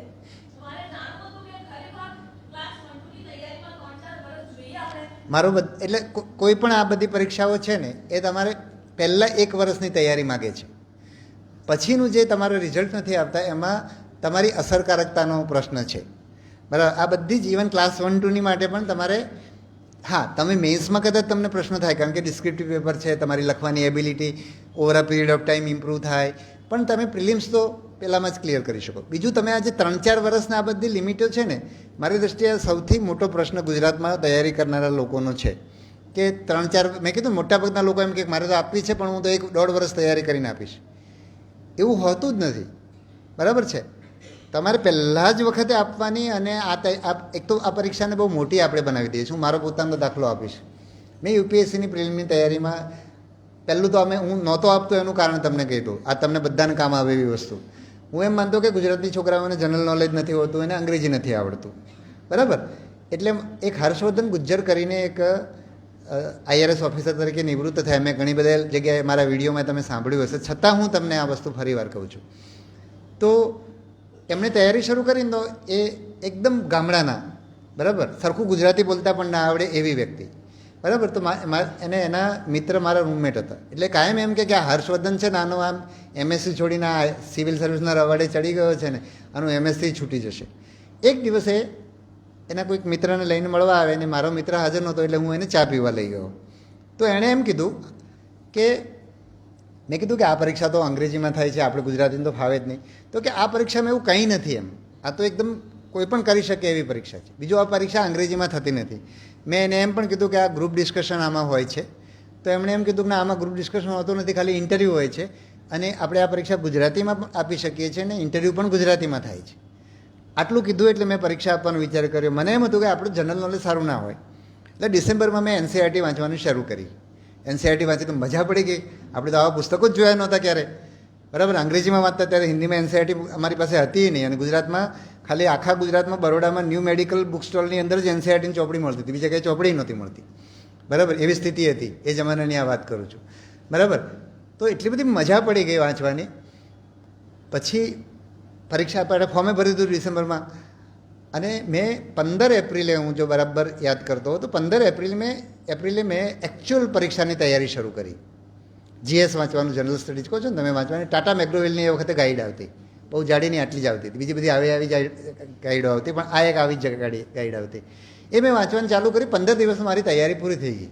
હું એવું માનતો કે ગુજરાતી લોકોને જનરલ નોલેજ આવડતું નથી, બરાબર. એટલે 15 દિવસ પછી કરવું શું એમ. પરીક્ષા 9મી જૂને હતી, તૈયારી 15મી એપ્રિલે શરૂ કરી, 16મી એપ્રિલ કે 15મી એપ્રિલે. 15-20 દિવસમાં આખું પૂરું થઈ ગયું. 6-7 સબ્જેક્ટ હતા, બરાબર. એમાં એણે ગાઈડની અંદર આવું 100 પાનાનું મટીરિયલ આપ્યું હોય, અને પાછળ પીવાયક્યુ આપ્યું. પીવાયક્યુ અમારા વખતમાં તો પેપર હાથમાં આવતું નથી, પણ એના આધારે એણે કરીને આપેલું હોય. હવે મેં તો પછી બધી ભાતની પરીક્ષા, બેંક પીઓની ને બધી ભાતની પરીક્ષાના પેપર રોજ જોઈએ, કારણ કે ટાઈમ ક્યાં પસાર કરવો. આપણે એમ એવું ત્યારે વિચાર ના આવે. અમારા ટીચરે એ વખતે કીધું હતું કે તમારે મેન્સની તૈયારી થ્રુ પ્રિલિમની કરવાનું. પ્રિલિમ આટલી નજીક હોય ને આપણે મેન્સ કેમ વંચાય. એટલે એમ કરીને મેં પ્રિલિમ આપી. પ્રિલિમ હું પાસ થઈ ગયો, અને પછીની દરેક પ્રિલિમમાં મેં 2 દિવસથી વધારે નથી વાંચ્યું. યુપીએસસીની પ્રિલિમમાં દરેક વખતે હું પ્રિલિમ પાસ થઈ ગયો, બરાબર. 4 વખત મેન્સ આપી, 3 વખત ઇન્ટરવ્યૂ આપ્યા, બરાબર. 2 વાર સિલેક્શન થયું. પણ પહેલી વાર જ્યારે પ્રિલિમમાં મેન્સમાં હું પાસ થઈ ગયો, અમારે 9મી જૂને પરીક્ષા હતી, જુલાઈની 27-28મી રિઝલ્ટ આવે. પહેલા શુક્રવારે, નવેમ્બરના પહેલા શુક્રવારે અમારી મેઇન્સ હોય. બધી તારીખો ફિક્સ હતી એ વખતે. અત્યારે પણ નથી ફિક્સ, ત્યારે ફિક્સ હતી બધી તારીખો, બરાબર. એટલે આટલા વચ્ચે 3 મહિના મળે, અને હું નોટ્સ બનાવ્યા રાખું. અંગ્રેજી ચોપડીઓ વાંચું ને એમાં ગુજરાતીમાં નોટ્સ બનાવી. પેલી સ્કૂલમાં આપણે ટેવ હતી, એન્જિનિયરિંગ કોલેજમાં નોટ્સ બનાવીને તો ઢગલો માર્ક્સ લઈ આવેલા. એમાં છે 25 દિવસ બાકી હતા પરીક્ષાના, અને હું નોટ્સ બનાવતો રહ્યો. આ તમને ઇફેક્ટિવ વાંચનની વાત કરું છું ને, આ મારા અનુભવ પરથી કહું છું, બરાબર. તમારામાંથી કોઈકને એમ થઈ જાય તો સાહેબનો ટાઈમ જુદો હતો, બરાબર. પણ ઇફેક્ટિવ રીડિંગ એકદમ જરૂરી છે. 25 દિવસ બાકી રહ્યા ને એટલે મેં એવું નક્કી કરી દીધું કે હવે તો આ તો કેવી મોટી પરીક્ષા છે, આમાં 25 દિવસની તૈયારીમાં થોડું થાય. 25 દિવસ મેં કંઈ નહીં વાંચ્યું, પરીક્ષા આપી દીધી. તમે પેલા બેન પૂછતા હતા ને કે આ કેટલા વર્ષ હોય ને આવી મિથ છે ને, બરાબર. એ પરીક્ષા આપી. એ પેપર મતલબ મેં 4 વાર મેઇન્સ આપી છે, બરાબર. એ પરીક્ષામાં મને ઇન્ટરવ્યૂ ના આવ્યો. બરોડામાં એક જણનો મારા 825 માર્ક્સ હતા. બરોડામાં જેનો ઇન્ટરવ્યૂ આવ્યો એના 835 માર્ક્સ હતા. દેટ મીન્સ કે 800 મારા 10 જ ઓછા હતા. કદાચ એનાથી 825થી ઓછા 830 વાળાને કદાચ ઇન્ટરવ્યૂ આવ્યો આપણને ખબર નથી, ત્યારે આ બધી માહિતી ઉપલબ્ધ નહોતી. તો 10 માર્ક્સ માટે મેં મેઇન્સ ક્લિયર મારાથી નહીં થઈ. બીજી વાત કરું, એ પરીક્ષામાં અમારા ઇતિહાસના 2 ઓપ્શનલ હતા. મેં કીધું ને ઓપ્શનલ 2માં મારા ખરાબ, પેપર 2માં ખરાબ આવતા હતા. પેપર 1માં મારા પહેલા એટેમ્પમાં જેટલા માર્ક્સ આવ્યા છે એટલા એ પછી ક્યારેય નથી આવ્યા, અને મોટાભાગે ટોપરને એટલા માર્ક્સ નથી આવ્યા. એટલે આપણે બધું આમ માનીને ચાલીએ કે પહેલી વાર આપ્યું એટલે ખરાબ થાય, બરાબર. 25 દિવસ, અને પછી પણ દર વખતે મેં મેન્સની એટલી મોટી માની લીધી. જો હું પ્રિલિમને જે રીતે 2 દિવસમાં તૈયારી કરતો હતો એમ મેં મેન્સ આપ્યો તો બહુ વહેલું થઈ ગયું હોત, બરાબર. એટલે તમારે આ બધી માન્યતાઓમાંથી બહાર નીકળી ફ્રેશ વિચારી અને તમારે તૈયારી કરવી જોઈએ, બરાબર. ઓકે.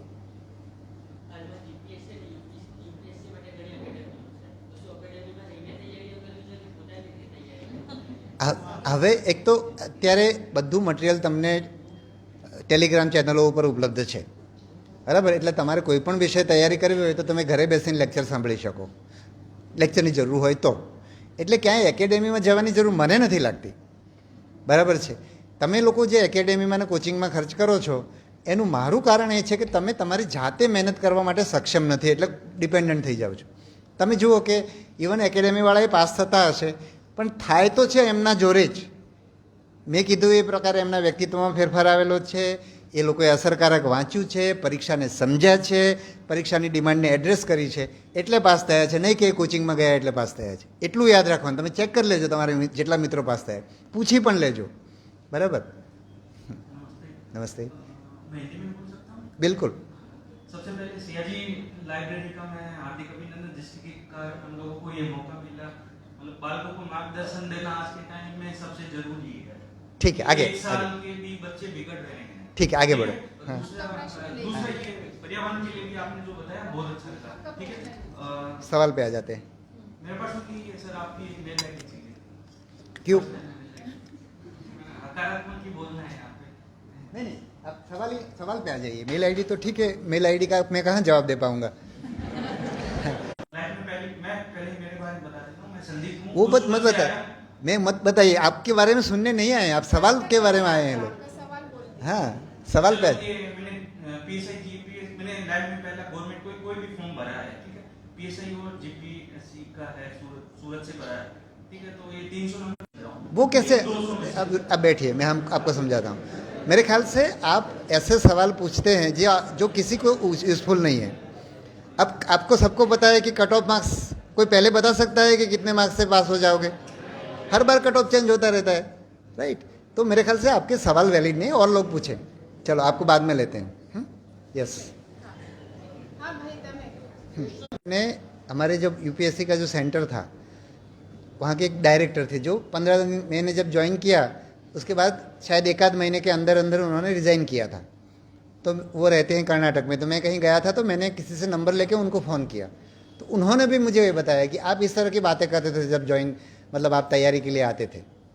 तो एकदम हम लोग आज यहाँ बैठे हैं खुले, इस तरह से बातें कर पा रहे हैं, उनकी वजह से कर पा रहे हैं. ऐसी जगह पे आप हो और सिविल सर्विस जैसी परीक्षा दे रहे हो तो आपका क्या गोल हो सकता है? यही हो सकता है, राइट.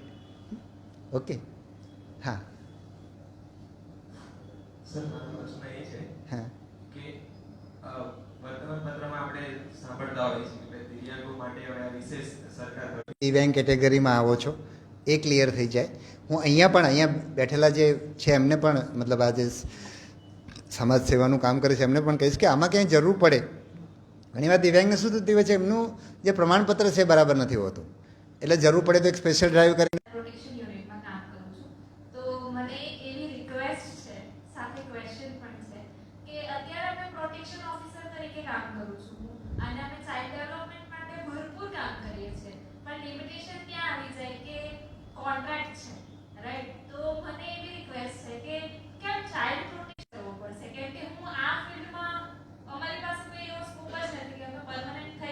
ઓકે. ચાલો હું સમજાવું તમને. એક તો સરકારે કઈ રીતે એમને કાયમી લેવા છે, ટેમ્પરરી લેવા છે, એના પ્રશ્નો બરાબર છે. આ તો આ બધું જે આઉટસોર્સિંગવાળું આવ્યું, અમે જ્યારે નોકરીમાં દાખલ થયા ત્યારે આવું કંઈ હતું જ નહીં કે કુટુંબ સહાયતા કેન્દ્રો શરૂ કર્યા હતા. નવસારીમાં પણ હતું. અમે જ્યારે શરૂ કર્યું ત્યારે અમને પણ એનો અનુભવ નહોતો, એટલે અમે એક રિક્રુટમેન્ટ કોન્ટ્રાક્ચ્યુઅલ, ઇવન એ કોન્ટ્રાક્ચ્યુઅલ પણ કદાચ નહોતું, બરાબર છે. અમારી સુરક્ષા સમિતિ સોસાયટી હતી, એમાંથી અમે આ કરવાનો પ્રયત્ન કર્યો. તમે ઇન્ટરવ્યૂ લીધા. કેન્દ્રો કઈ રીતે ચલાવાય.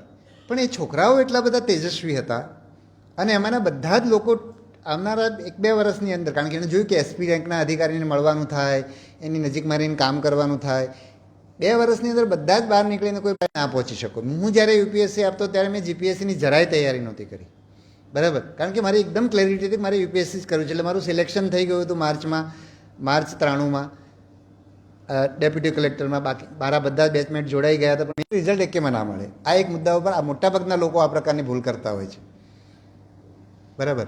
આઈ થિંક બધાવતી મારું એક જે ઓબ્ઝર્વેશન છે એના રિલેટેડ એક પ્રશ્ન છે કે અમારે ત્યાં જે વાંચનખંડ વાપરે છે એવા ઘણા બધા સ્ટુડન્ટ છે જે વર્ષોથી તૈયારી કરે છે પણ છતાં યશ નથી મળતું.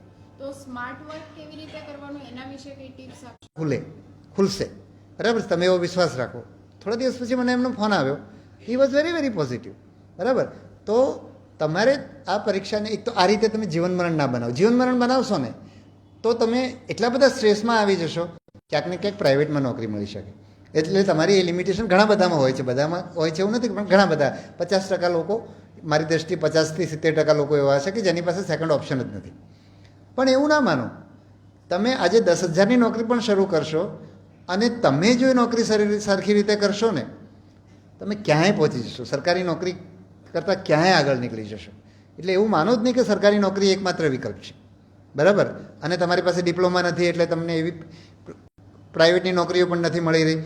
પણ તમે તમારા જીવનમાં મેં તમને જે ગુણો કીધા ને એ ગુણો રાખશો તો સમાજને, તમારા કુટુંબને, બરાબર છે, પ્રાઇવેટ કોર્પોરેટ વર્લ્ડને પણ તમારા વગર ચાલશે નહીં. એટલું પાક્કું. તમારી જાતને તમે એવી બનાવો ને કે તમારા વિના ચાલે નહીં. આમાં શું થાય કે આપણે સરકારી નોકરી ના મળી એટલે આપણે નકામા થઈ ગયા, એવું ના હોવું જોઈએ. તમારું વ્યક્તિત્વ એવું હોય કે તમારા વિના સમાજને ચાલે જ નહીં.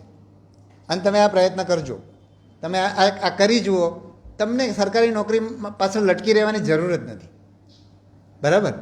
એટલે આના ઉપર ખાસ તમે તમારા વ્યક્તિત્વ ઉપર ધ્યાન આપજો. તમારા સમાજની તમને યાદ કરવા માટે પણ ગમશે નહીં કે મેં 5 વર્ષ કે 3 વર્ષ કે આમાં આપ્યા હતા, એટલા તમે આગળ નીકળી જશો. આ તમને આજે નહીં લાગે, કારણ કે તમે તો અત્યારે તો સ્ટ્રગલ કરી રહ્યા છો, તમને મનાશે નહીં, બરાબર. હું જે કહી રહ્યો છું તમને મનાશે પણ નહીં, પણ તમે બહુ આગળ નીકળી જશો. ઓકે.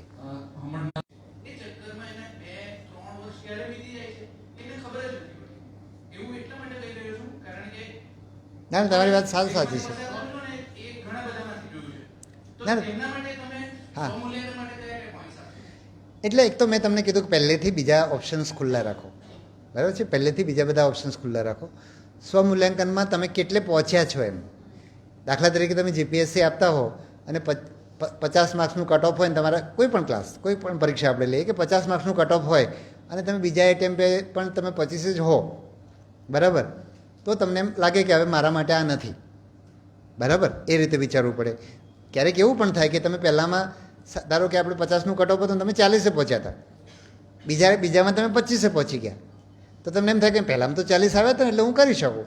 પણ એમાં તમે કયા સંજોગોમાં આ વખતે ઓછા થયા છે, તમારી તૈયારી બરાબર હતી કે નહીં, તમે ઇફેક્ટિવલી વાંચો છો, બલ્ક રીડિંગ ને બધા મેં જે તમને પોઈન્ટ કીધા ને એ બધું જો તમે કરતા હશો તો રિઝલ્ટ આવશે, બરાબર. અને તો તમે પછી તમને લાગે કે ના ના મારું કામ તો એવું છે કે ચલો આપણે નસીબના ફેક્ટરને પણ ધ્યાનમાં લઈએ કે ભાઈ મારું કામ તો એવું છે, ભલે આ વખત ના થઈ પણ આવતી વખત થઈ જશે.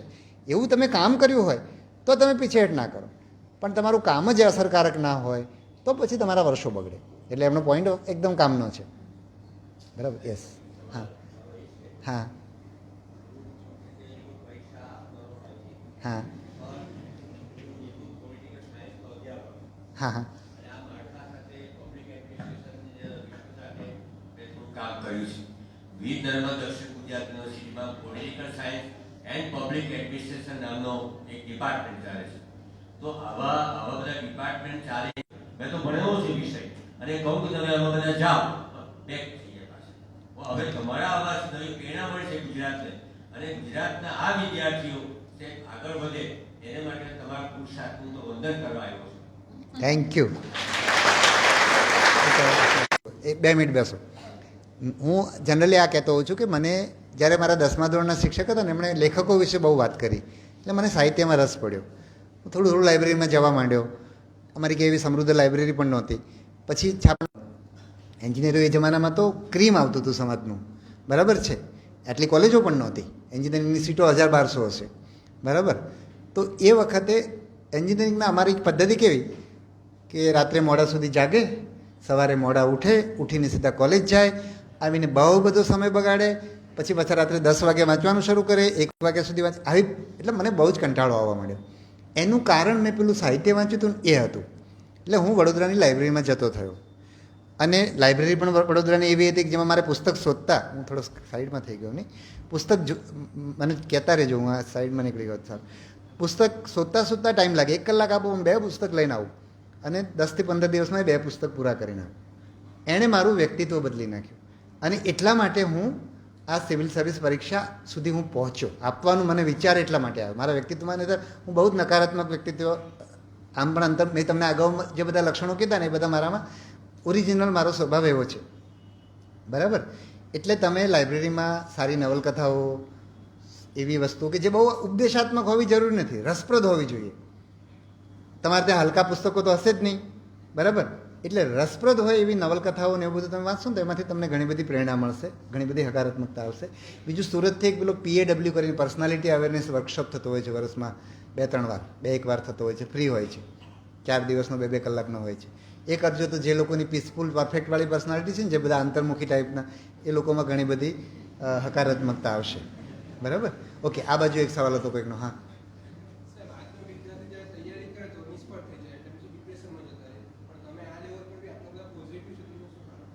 એ જ અમે બધા પણ આ જ સંઘર્ષમાંથી પસાર થયા હોય. પણ હા, એટલું પાક્કું હતું કે અમને ત્યારે પણ જ્યારે આપતા હતા ત્યારે મને યાદ નથી કે મારા પરીક્ષાના પરિણામો આવ્યા ત્યારે ક્યારે હું નિરાશ થયો હોઉં. છેલ્લું આવ્યું ત્યારે થયો, કારણ કે એના પછી એટેમ્પ નહોતો. બરાબર છે, રાઈટ? તો એનું કારણ કદાચ એ હશે કે એવો વિશ્વાસ છે કે આના પછી નામ થઈ જશે એવું. બરાબર છે? એ જે સુસાઇડનો આખો વિષય છે ને, એમાં વ્યક્તિને હવે 28 મિનિટે છોકરો પાસ થયો છે, બરાબર? એટલે 28 મિનિટ આઈ થિંક એને થઈ ગઈ છે. પણ જે આત્મહત્યા, આપણે તો એ કેસ વિશે કંઈ જાણતા પણ નથી, એટલે એના વિશે આપણે કોમેન્ટ કરીએ એનું પણ પેલું છે. પણ મોટાભાગે જે આત્મહત્યા છે ને, એ કંઈક ને કંઈક ડિપ્રેશન, માનસિક તકલીફ હોય છે. આજે આપણે આટલા બધા, અને આ બધા પ્રમાણ બહુ વધી ગયું, કારણ કે આપણે એકલા રહીએ છીએ, કુટુંબમાં સાથે નથી, બહુ બધો ટાઈમ આપણો મોબાઈલમાં જાય છે, એટલે આપણે એકબીજા સાથે હળતા મળતા નથી, એટલે આપણું પોતાની એકલી તાણ રહે. એટલે એ સંજોગોમાં આત્મહત્યા છે માત્ર પરીક્ષાની નિષ્ફળતા માટે હોય એવું જરૂર નથી, એની માનસિક સ્થિતિ એવી હોય એવું પણ બને. બરાબર? એટલે આપણે એક પર્ટિક્યુલર એક કિસ્સામાં શું થયું તો આપણને ખબર પણ નથી. પણ એટલા માટે જ અમે પેલી જે જીવન આસ્થા હેલ્પલાઇન મેં તમને ટ્વિટર પર પણ મૂક્યું છે, એ તમને એમાં બહુ જ ઉપયોગી થાય, કોઈ પણ વ્યક્તિને ઉપયોગી થાય. અને એ માત્ર વિદ્યાર્થીઓ માટે નહીં, કંઈ પણ હોય, મોટી ઉંમરના લોકો. અહીંયા જ આ જ જિલ્લાના એક બેન હતા, એ એવું કહેતા હતા કે મારે આત્મહત્યા કરવી છે. તો આત્મહત્યા કેવું હોય એ તમને કહું. અમારી સુરતની હેલ્પલાઇન એ વખત સુરતમાં હતી, અત્યારે માત્ર ગાંધીનગરમાં ચાલે છે. તો આત્મહત્યામાં એ બેનનો ફોન આવ્યો કે મારે એ મેન્ટલ હેલ્થ હેલ્પલાઇન જીવન આસ્થામાં ફોન આવ્યો કે મારે આત્મહત્યા કરવી છે.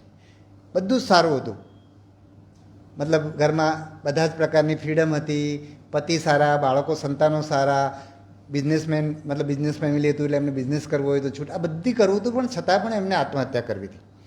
એટલે અમારા લોકો વાત કરતા ગયા તો ખબર એ પડી કે 3-4 વર્ષની ઉંમરે એમની સાથે ચાઇલ્ડ સેક્સ્યુઅલ એબ્યુઝ થયું હતું. એટલે જિંદગી એ વખતે જીવવા જેવી નહોતી, અત્યારે બધું હતું છતાં જીવવા જેવી નહોતી. એટલે જે કાઉન્સેલિંગ કર્યું પછી એમાંથી એ બહાર નીકળી ગયા. એટલે આત્મહત્યા આપણે જેમ માનીએ છીએ કે પરીક્ષામાં નિષ્ફળ થઈ ગયા, પ્રેમ ભંગ થઈ ગયો, દેવામાં ડૂબી ગયા અને માણસે આત્મહત્યા કરી, પણ એને જો ટાઈમલી આપણે મદદ કરીએ તો એ બધા બચી શકે એવા હોય છે. બરાબર? ઓકે, યસ, બસ પૂરું જ કરીએ. આઈ થિંક અમે પ્રશ્ન કરો. હા, વિદ્યાર્થીને જ લઈએ, અમે પૂરું જ કરી રહ્યા છીએ. આપણે છે પણ નહીં, બહુ પ્રશ્નો છે પણ નહીં હવે. હા,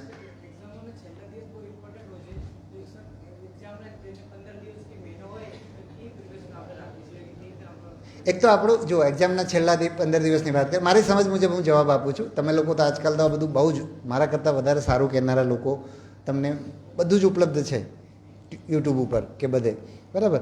પણ મારી દૃષ્ટિએ તમે મેં કીધું એ પ્રમાણે તમે જેમ વાંચતા જાઓ ને, તમારે એક તો લિમિટેડ વાંચવાનું, બહુ બધું વાંચવા જાઓ તો નકામું થઈ જાય. લિમિટેડ પુસ્તકો વાંચવા જોઈએ, એને ટાઈમે અંડરલાઇન કરવી જોઈએ. જેમ જેમ તમે રિવિઝન કરતા જાઓ એમ તમારો સમય ઓછો થતો જવો જોઈએ. એટલે તમે પરીક્ષા પહેલાં 15 દિવસમાં બધું રિવાઇઝ કરી શકો એ સ્થિતિએ પહોંચી જવા જોઈએ.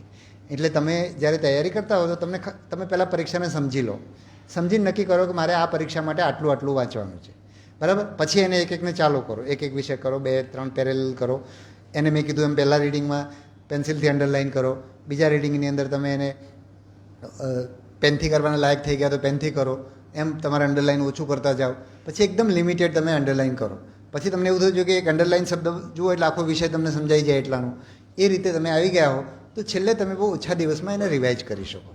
બરાબર? છેલ્લા દિવસોમાં PYQ આમ પહેલાં પણ કરો, પણ છેલ્લા દિવસમાં PYQ ઉપર ધ્યાન આપો તો શું થાય કે તમે જે વાંચ્યું હતું એ તમને યાદ ન રહેવાની જગ્યાએ તમે PYQ કરો અને પછી જ્યાં જરૂર પડે ત્યાં ચોપડીમાં રિફર કરી લો તો તમને યાદ રહેવા માંડશે. બરાબર છે? બીજું એ કે તમને 100% પરીક્ષામાં પેપર હાથમાં આવ્યું એટલે બધું યાદ હોય એવું જરૂરી નથી. બરાબર છે? તમે આટલા સમયમાં આટલી બધી મહેનત કરી હોય તો તમે એને હેન્ડલ કરી શકશો. બીજું, તમારું પેપર છે બધા માટે એક સરખું હશે. આ બધા મુદ્દાઓ ધ્યાનમાં રાખશો અને આત્મવિશ્વાસ ઉપર પેલું રાખશો. જો પરીક્ષાની નજીકમાં બધાને એમ થશે કે મેં તૈયારી બરાબર નથી કરી, એટલે એને પણ તમારે હેન્ડલ કરવું પડે. આ બધા મુદ્દાઓ હેન્ડલ કરશો તો તમે છેક પહોંચી જશો. બરાબર. ચાલો, આઈ થિંક હવે હા એટલો બધો પરીક્ષા માટે સ્ટ્રેસ હોય છે, રાઈટ, સ્ટુડન્ટ્સ જ્યારે પરીક્ષા આપતો હોય છે ત્યારે, હા, અને એમાં જે આત્મવિશ્વાસનું તત્વ જેટલું એનામાં વધારે હોય છે. રાઈટ. કારણ કે મેં મારા ફેમિલીમાં મારો સન પણ જીપીએસસીની પરીક્ષા આપતો હતો. એમને જીપીએસસી પરીક્ષા પાસ કરી, અત્યારે ક્લાસરૂમ ઓફિસર તરીકે છે. અને એ જ્યારે તૈયારી કરતો હતો ત્યારે અમને એમ લાગતું હતું કે આટલી બધી મહેનત કરી છે તે. હું રિટાયર્ડ પ્રોફેસર છું, મારો સબ્જેક્ટ પણ ગુજરાતી, એમાં મેં પીએચડી કર્યું પન્નાલાલ ઉપર. તો એમની તૈયારી જોઈ એ પોતે સાયન્ટિસ્ટ કરતો હતો. બસ તો આપણે સૌથી મારો સવાલ એ છે કે આપ જે વાત કરો છો કે આત્મવિશ્વાસ, કારણ કે પરીક્ષાઓ બહુ અઘરી છે અને અઘરી પરીક્ષા માટે સૌથી પહેલો તો તમારે આત્મવિશ્વાસ. કદાચ નિષ્ફળ જાય તો એમાંથી કોઈ આપણે સુસાઇડ કરવાની જરૂર નથી. આપણે કોટાની ખબર છે રાજસ્થાનમાં આવા બનાવો બને છે, એટલે ખૂબ સરસ આપણે ઇન્ફોર્મેશન આપી. Thank you. હવે આપણે એક છેલ્લો પ્રશ્ન લઈ લઈએ, છેલ્લો એક પ્રશ્ન, કારણ કે આઈ થિંક પ્રશ્નો પણ રિપીટ થઈ રહ્યા છે. હા,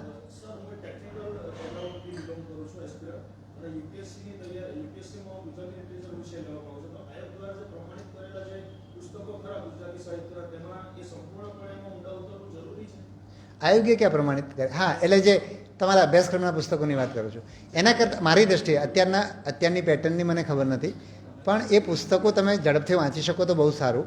અમારા વખતમાં અમે નહોતા વાંચતા, પણ ત્યારે પેટર્ન આખી જુદી હતી. બરાબર. એક જ મિનિટ પૂરું કરી લેવા દો. એ વખતે આટલું ડિટેલમાં નહોતું પૂછાતું, એટલે અમે પુસ્તક ના વાંચીએ પણ એના વિવેચનો અમે બહુ સારા વિવેચનો વાંચતા એ વખતે. અત્યારે થોડું પેટર્ન બદલાણું છે, અત્યારે થોડુંક તમારું વધારે થિયોરિટિકલ બધું બહુ પૂછાય છે, એટલે અત્યારે કદાચ તમારે એ વાંચવું પડે, પણ તમારે જોવું પડે કે તમે વિવેચન વાંચીને પહેલું તમે પ્રાથમિકતા મારી દ્રષ્ટિએ વિવેચનને આપવી જોઈએ. વિવેચન વાંચીને તમે જવાબ આપી શકતા હો, પણ તમને નવલકથાની ખબર તો હોવી જોઈએ. સરસ્વતીચંદ્ર હોય કે પછી ગુજરાતનો નાથ હોય તો તમને નવલકથાનો એક વિષય વસ્તુનો આઈડિયા હોવો જોઈએ. બરાબર. એમાં વિવેચન જ કામ આવે, તમને એમાં વિવેચન કામ આવશે. બરાબર. હા, એમાં તમારે જે છે ને એની પ્રસ્તાવના તમે વાંચો. દાખલા તરીકે કુંવરબાઈનું મામેરું હોય તો એની તમે પ્રસ્તાવના વાંચશો ને તો એમાં તમને બહુ જ સાહિત્યિક રીતે બહુ સારી રીતે તૈયાર કરેલું હોય. યસ, ચાલો, જય હિન્દ.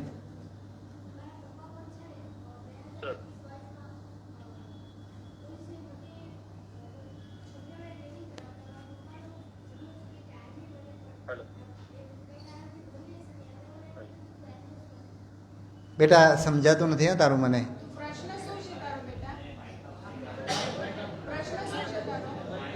એક કામ કર, આપણે છેલ્લે મળી લઈએ, એવું કરીએ. બરાબર. હા, ચાલો છેલ્લે જ લઈ લઈએ, કારણ કે આ વિષય સાથે મેચ નહીં થાય. હા, એમને માઇક આપી દો. આપણો છેલ્લો પ્રશ્ન છે, કારણ કે આઈ થિંક હવે વિદ્યાર્થીઓના પ્રશ્નો પૂરા થઈ ગયા છે. બરાબર.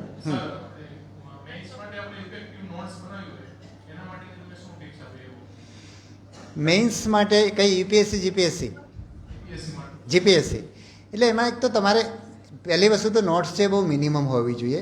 હું તો નોટ્સ કરતાં તમારું જે મટીરિયલ છે સારું મટીરિયલ અંડરલાઇન કરેલું એ વધારે સારું રહે. એમાંથી તમારે બહુ લિમિટેડ, ધારો કે તમારો એક ટોપિક હોય એમાં 25 પાના છે, અંડરલાઇન કરો તો એક ઓછું થઈ જાય. પછી તમે એક પાનાની એમાંથી નોટ બનાવવાના હોય તો નોટ બનાવવાની, બાકી નહીં બનાવવાની. બરાબર. 5 પાના 25 પાનામાંથી 5 પાના થવાના જ, નોટ નહીં બનાવવાની. ચાલે જ ને, નોટ્સ બનાવવું થોડું જરૂરી છે. વિષય સમજાવવો જોઈએ, કારણ કે આ તો ડિસ્ક્રિપ્ટિવ પેપરમાં તમારે વિષય સમજાવવો પડે. રાઈટ. ઓકે, ચાલો, સૌનો ખૂબ ખૂબ આભાર.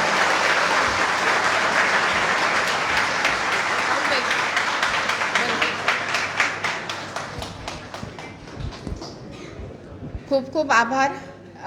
આશા છે કે આપણા બધા જે પ્રશ્નો હતા એના જવાબ આપને મળી રહ્યા છે અને સર હું ખૂબ ગૌરવથી આપને જણાવી શકું છું કે આપણે લાઇબ્રેરીમાં વિદ્યાર્થીઓને સ્પર્ધાત્મક પરીક્ષાની કોઈ પણ બુક ઘટતી હોય તો તત્કાલ એમને મંગાવીને આપીએ છીએ અને એનસીઆરટીના લગભગ આપણી પાસે 8 થી 10 સેટ્સ અત્યારે તૈયાર છે જે 5મા ધોરણથી 12મા ધોરણ સુધી બધા જ વિષયો અમે પ્રોવાઈડ કરીએ છીએ લોકોને અને છતાં પણ કોઈ નવી બુક આવે અને એમની અમારી પાસે ન હોય અને એ લોકો લખાવે તો અમે તરત જ એને ઓર્ડર પણ આપી દઈએ છીએ. ખૂબ ખૂબ સરસ આજનું આપનું માર્ગદર્શન રહ્યું છે અને વિદ્યાર્થીઓને શુભેચ્છા આપતા હું કહું છું કે એનસીઆરટીથી શરૂઆત કરીને લાઇબ્રેરીના ખંડમાં જેટલા પુસ્તકો છે એ બધા જ આપ વાંચવાની પાત્રતા કેળવો અને સ્પર્ધાત્મક પરીક્ષા ક્લિયર કરો. જો પરીક્ષા ક્લિયર ન થાય તો પણ મનુષ્ય તરીકે જીવનમાં આગળ વધવા માટે ખૂબ મોટું ભાથું તમને મળી જ રહેવાનું છે. એટલે જરા પણ નિરાશ થયા વગર જ્યારે એક વિન્ડો ઓપન થાય છે ત્યારે બીજી ઓપન થાય જ છે. આ સૂત્રને અનુસરીને આજે જે પણ તમને માર્ગદર્શન મળ્યું છે એનો યોગ્ય રીતે આપણે ઉપયોગ કરીશું, સ્માર્ટ વર્ક કરીશું અને નવસારીનું ગૌરવ વધારવા માટે આ પરીક્ષામાં આપણે ખૂબ ખૂબ સફળતા પ્રાપ્ત થાય એવી શુભકામના સાથે આજના સેમિનારને વિરામ આપીશું. શુભરાત્રિ.